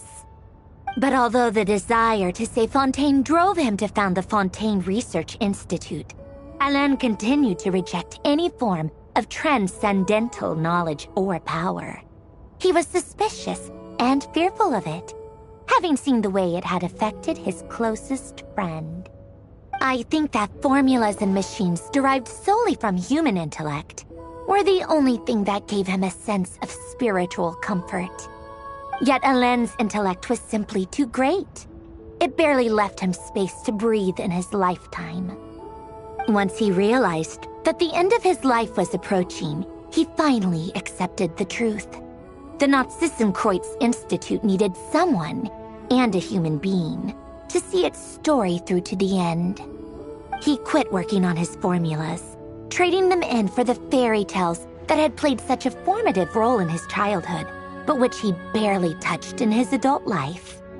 He told me that the director of the Nazissenkreuz Institute used to read those fairy tales to the children as bedtime stories. Apparently, they worked wonders at sending kids off to sleep. I think that all he wanted at that time in his life was to be able to sleep deeply without being plagued by depression. By that point, nothing else really mattered. At the very end, he laid down to rest in the ruins of the former Nazissenkreuz Institute orphanage, while the Fontaine Research Institute he had founded continued tirelessly with its work. Many years after that, tensions over competing dreams would once again cause a rift, this time between members of the Fontaine Research Institute. But the actions of those fools had nothing at all to do with Alain. And that is the story of two people from the Nazissenkreuz Institute who both wanted to save the world. One went all in on his fantasy of salvation without ever looking back, and ended up calmly sinking to the bottom of the deepest sea. The other sought desperately to burn bright in his life, even though he wasn't sure where he was going. I do sometimes wonder, why is it that people like them have such grand hopes of saving the world? Even the grandest tree starts as a tiny seed. So perhaps, for each of them, their mission to save the world began with a very simple desire: to save themselves. They were young children with friends and family who mattered to them, desires to explore the meaning of life, ambitions to have a successful career. They didn't want to see all of that taken away in one fell swoop. Or maybe they just wanted to find something to anchor themselves within the chaos, to stop them getting quietly swept away by the storms of life. But instead, the search for their own salvation took them down the rocky road laid out by fate. Do you think the desire to save oneself is enough of a justification to try and save the world? The way you said that sounded just like Alain. I asked him the same question back when he was in his prime, putting all of his energy into his work. He gave the exact same answer as you did. No elaboration, just a quick short answer before getting right back to his work. He was always that way. All right, tea time's over. I owe Arlecchino a favor for telling me these stories. I'll have to bring a whole sack of gifts the next time I visit the House of the Hearth. I'm gonna go tinker with Polonia now. You guys can do whatever you want, as long as it doesn't involve interrupting me. Polonia, exit hibernation mode. Begin diagnostics.